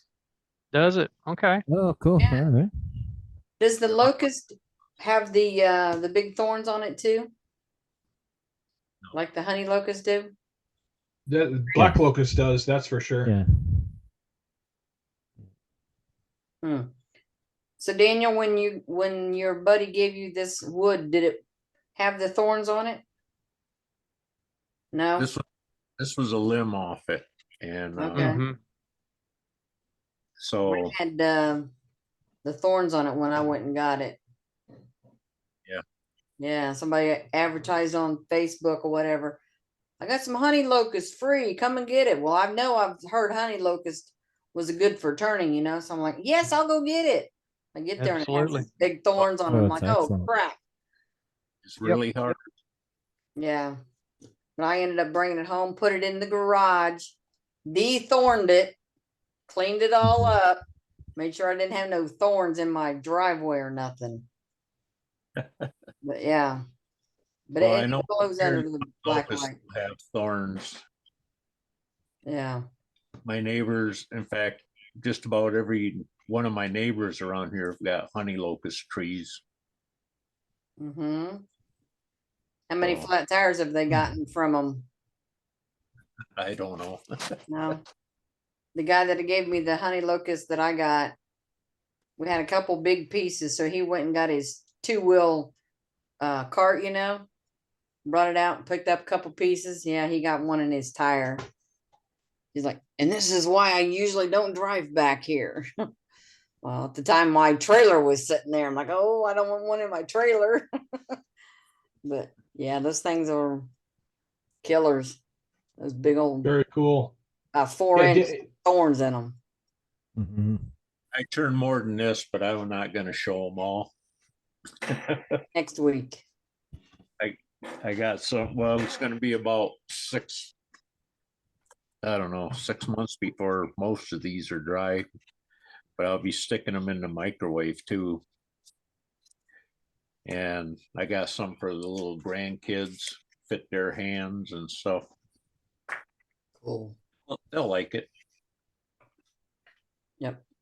So who else we got up, Matt? Well, that was the last of them, but Doug Rose says he's got a little bowl if you want to see it. I want to see what he turned yesterday. You do, huh? Okay, well, Yes. we'll go to I was Doug watching then. his live for a little while yesterday. Hey, what's happening? Hey, Doug. Let's How see did it, it brother. turn out? So there it is. Okay. I just actually finished putting the CA finish on it. The inside's gonna need a little Brillo pad sanding and then another coat, but there's 2 points on it where it's got really cool chatoyance. I don't know if it'll show up on the phone or not. Watch this area right there. Let's see if I can get it to. Yep, chatoyance. Yep. Nice. Very And nice. then I got one area on this side where it did it. Where was it at? I think right in. Yeah, there. I don't know where it was a little better than that. That was a good video. Thanks. I watched that yesterday. So this Didn't is the think it was little gonna one. turn out. Oh, wow. So unfortunately, the log that was given to me, it was end grain, the way it was cut too short. So I could have, cut it lengthwise and made a bunch of little bowls out of it. And I said, what the heck? I'm gonna turn a giant bowl out of it, giant end grain bowl. And man, did it kick my butt trying to sand out everything out of it. And this whole thing is finished in CA also. That was a lot of glue. That thing The yesterday bottom- was nothing but dust. Yeah, it was crazy. I mean, I don't know if you can see my air filter up there. It definitely needs to be cleaned. It was just terrible. Wow. But thanks. It's about 13 inches across, I think. Cool. Cool. A little over 13. But yeah, there's the pit still in it, so who knows what's gonna happen. But it was free. Right. What kind of wood was it? So the guy that gave it to me said it's acacia. And then I was at my local wood turning club and I showed them, and then the one guy in my local wood turning club said, well, acacia is kind of an overarching name. There's a lot of trees that fall under acacia, such as mesquite, and I didn't know that. So now I really don't know. Wow. Oh, cool. That's I'll very take a nice. bow. Oh, It's pretty. It's dark. It's dark enough to be mesquite. That sure is pretty. Yeah. It's definitely not mesquite because I've turned so much mesquite. I would know that in my sleep. This is what it looks like without any finish on it. Wow. Okay. It looks actually really similar to elm, but it's softer and doesn't smell anything at all like elm when it's turning. But yeah, when you put the CA glue on it, it changes it to that deep reddish color. It looks almost like a walnut, type of walnut. Yeah, kind of does. I turn a And lot then- of different walnut here in California, and that resembles a lot of different certain kinds. And then here's a new blank I've got going.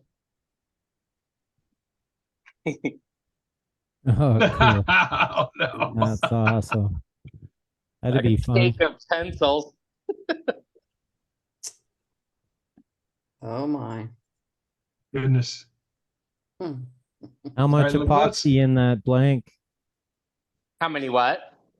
How much epoxy in that blank? $100? You know what? I was tracking it, and then I had to do one more pour, and I was frustrated, so I lost count. But where did I write it down at? I don't know. It was more than I wanted it to be. And I think I'm probably around $20 or $30 of resin in it. Oh, okay. And that's the problem with making the resin stuff, is trying to sell them and make your money back. Yes. You know, with the wood, it's free. So that one that's on the lathe, though, where I was saying in my live, I don't know what kind of wood it is. A friend of mine, he was a carpenter by trade, and he was at somebody's home. They had this old wood. Part of it had been used for, I think he said, a headboard or something. But they told him that the wood was approximately 500 years old and either came from Pakistan or India. They didn't know for sure. And so he kept some and he gave me some.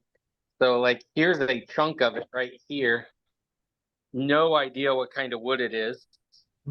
And then like this piece, you can see where it was used for something. Yeah, that's And then- that's a joint for, it looks like from a beam or something. That's cool. And then Wow. I turned this little goofy piece, just to have a small one, and there's a nail that was in it. I bet you that dulled your tools pretty quick, huh? I definitely heard it. It made a distinct clicking sound. But yeah, it'd be cool to know what kind of wood this is, but I have no idea. And then Best to pressure wash it so you can get all that dirt off of it. It'll give you a better idea of what it looks like underneath. yeah. Yeah. And then Neat when I tools was are really turning nice. that one, doing my live on that one, this is the piece that came flying off. Yep. But luckily it Seen flew him jump. away from me, not towards me. Wow. Oh, I might have dribbled in my underwear a little bit when that piece came off. I bet. Definitely has some curl in it by the looks of it. Yeah, it's neat wood, whatever it is. But it definitely messed you up. Very Yeah.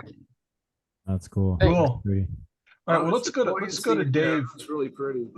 Let's go to Dave and see what his question is and what's going on with the contact list. Okay, I wanted to make a comment, let everybody know, if you want to get a contact list in the future, you're going to need to send either an email directly to the webmaster or put a notice in our chat. And the reason is I'm taking it down until somebody comes up with an alternate suggestion. Recently, we started really being hit. Normally over a week, we'll get hit by maybe 1,000 or 2,000 hackers. We got 10,000 in 3 days last week. God. And we almost had our website taken down. And the reason is somebody found out what the password was. And rather than taking the password and using it to get information, they started spamming other people by putting other people's email addresses into the form. And so we were reported for spamming because people that didn't want it were suddenly getting notices that they could get our contact list. Oh, So great. I've taken that feature down. If you want a contact list, either email me directly or put it in the chat. because that seems to be a, can I call it a dangerous feature? If you have an alternate method of dealing with it than what I'm doing that you think might work, we've already had a password on it, so people had to think about it and play with it. Maybe it was the fact that we used the name Captain and it was too obvious. But I have a feeling what we'd end up having to do if we continued using it is we'd have to change the password on almost a weekly basis or a monthly basis just to try to hide from hackers that are in the mood to be assholes. Wow. Especially when we have that Facebook page, so people go on there and then try to figure it out, and that's probably where the hackers came from to begin with. This the Facebook page. Could be.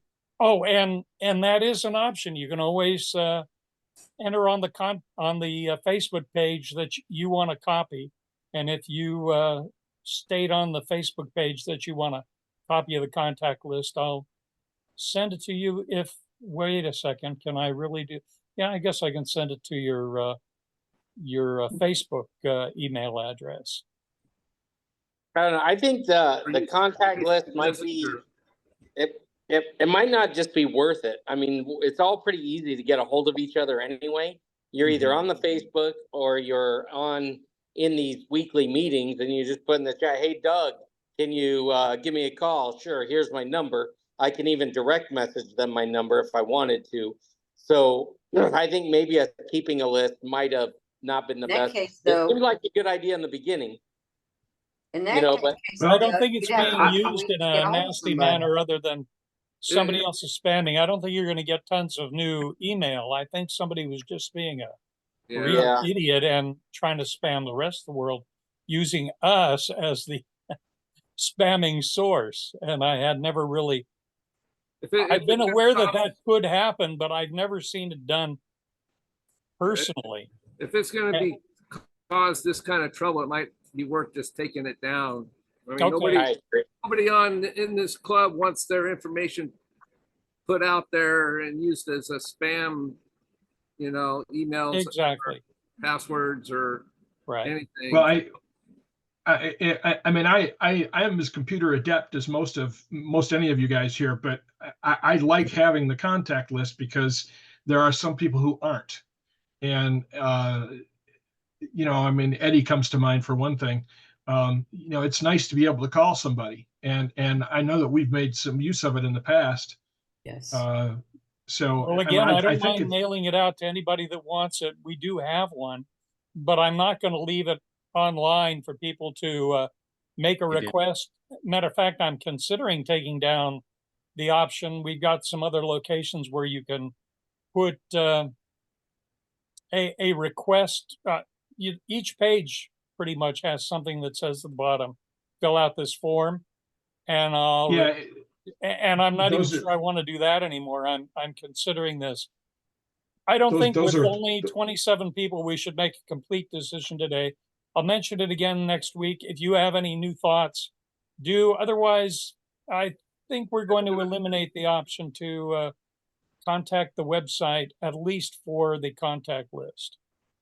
We don't send any messages back for anything else. So we would be better off having us somebody contact a direct member who could then send the contact list to them instead of having anything on the website asking for the contact list. Right. Well, that's kind of what we do. That's kind of what we do now.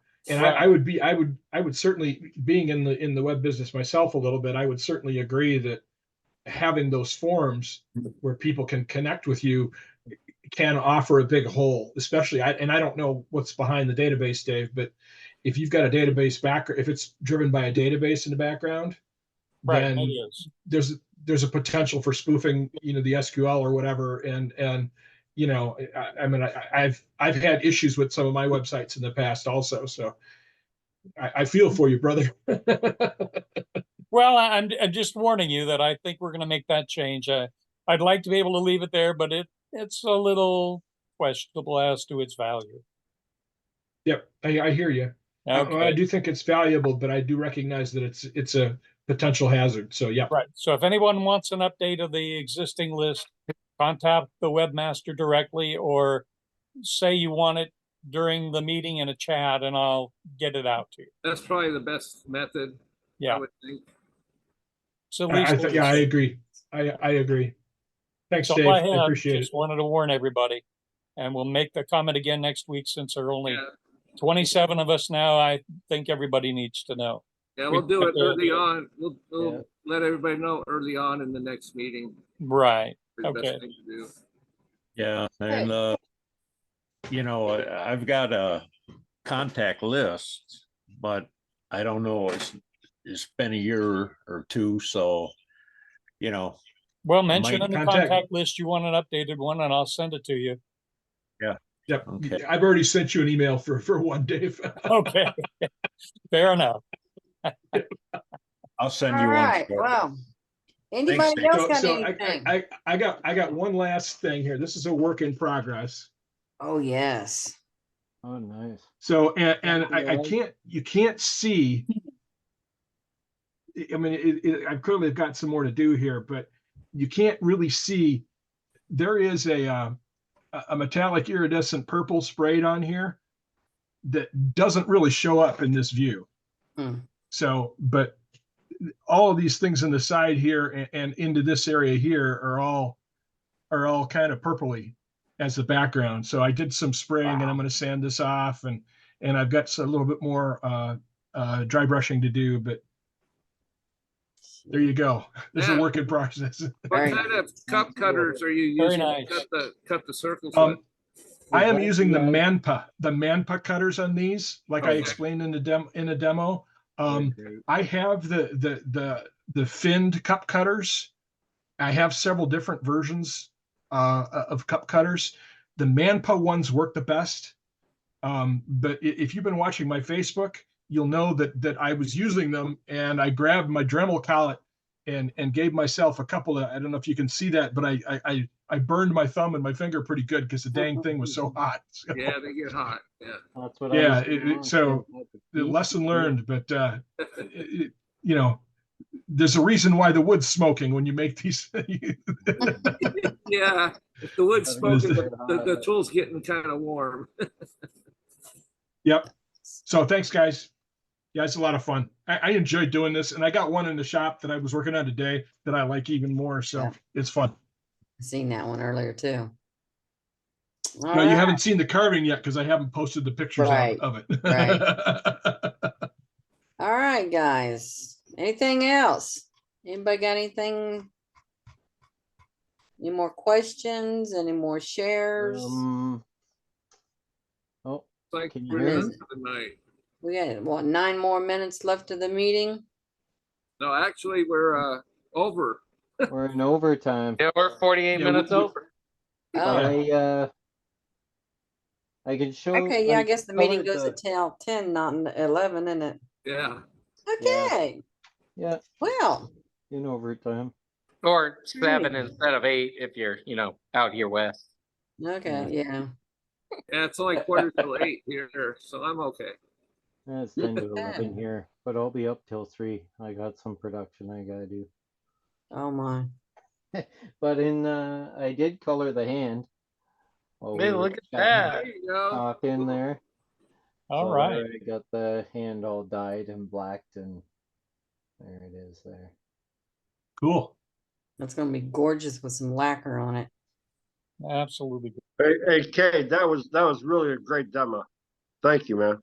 Thanks. Thanks. I mean, Al. the evening was very enjoyable. Glad to hear. Thanks. So Thanks, unrelated to everyone, for wood all the turning. comments too. Sorry, Doug. Go ahead.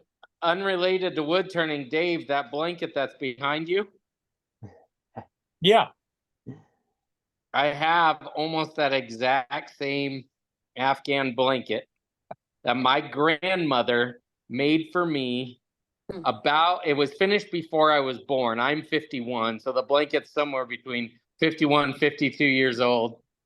Still sleep with it every night. Drives my wife crazy. And when I buy your blanket, I'm like, hey, he's got a baby blanket just like me. That's awesome. I was thinking the This one exact was made same by my thing. goddaughter. By your goddaughter, okay. I was thinking the exact same thing. I got one from my grandmother. years ago. I've or got when I one was a too. kid. That's awesome. It was Back the in the era. 70s and 80s, that was a very popular stitch to do. I don't sleep with mine, but I do have one. All right. So when my And wife my- and I, we'd been dating for, I don't know, a while. And I was staying over at her place and I got really, really sick. And she's like, do you want to just go home? And I was like, I don't know if I want to go home, but I just wish I had my blanket. And she said, what? And I called my brother and I said, man, I'm sick. I'm at my girlfriend's house. I want to go home. Will you bring me my blanket? He says, you are nuts. But he did. And that was her introduction to I need my blanket when I don't feel good. Married you. Oh my goodness. That's great. Yeah. Oh. Wow. Okay. I think maybe it's time to call it a night, I believe. Yeah. I think so. Good night, all. I'm Well, gonna keep good recording seeing in y'all. case anybody else stays on, but I think I'm gonna go have dinner. All righty. too. I won't be here next week. I gotta go take a course for school next week. So I'll miss y'all next week. But in about 2 weeks, hopefully I'll see y'all again. Alrighty, we'll miss Right you, on. Doug. All righty. You guys have a good one. You Good too. night. Night, everyone. Take care. Night, Cade. Thanks for the Good night. demo. Yeah, good night, Kade. Everybody else ready to go? Yeah, I guess. I think we're not going to do the Yeah. after meeting. I think we've covered everything. So Yeah. Everybody else agree with that? Yeah. All good? Yep. Good night, all. All right. Well, good night, everybody. Right, I'm Night, gonna sign everyone. us all off. right. Shut her down. Quick, Good night, all. Bye, everybody. All right. See you guys next week.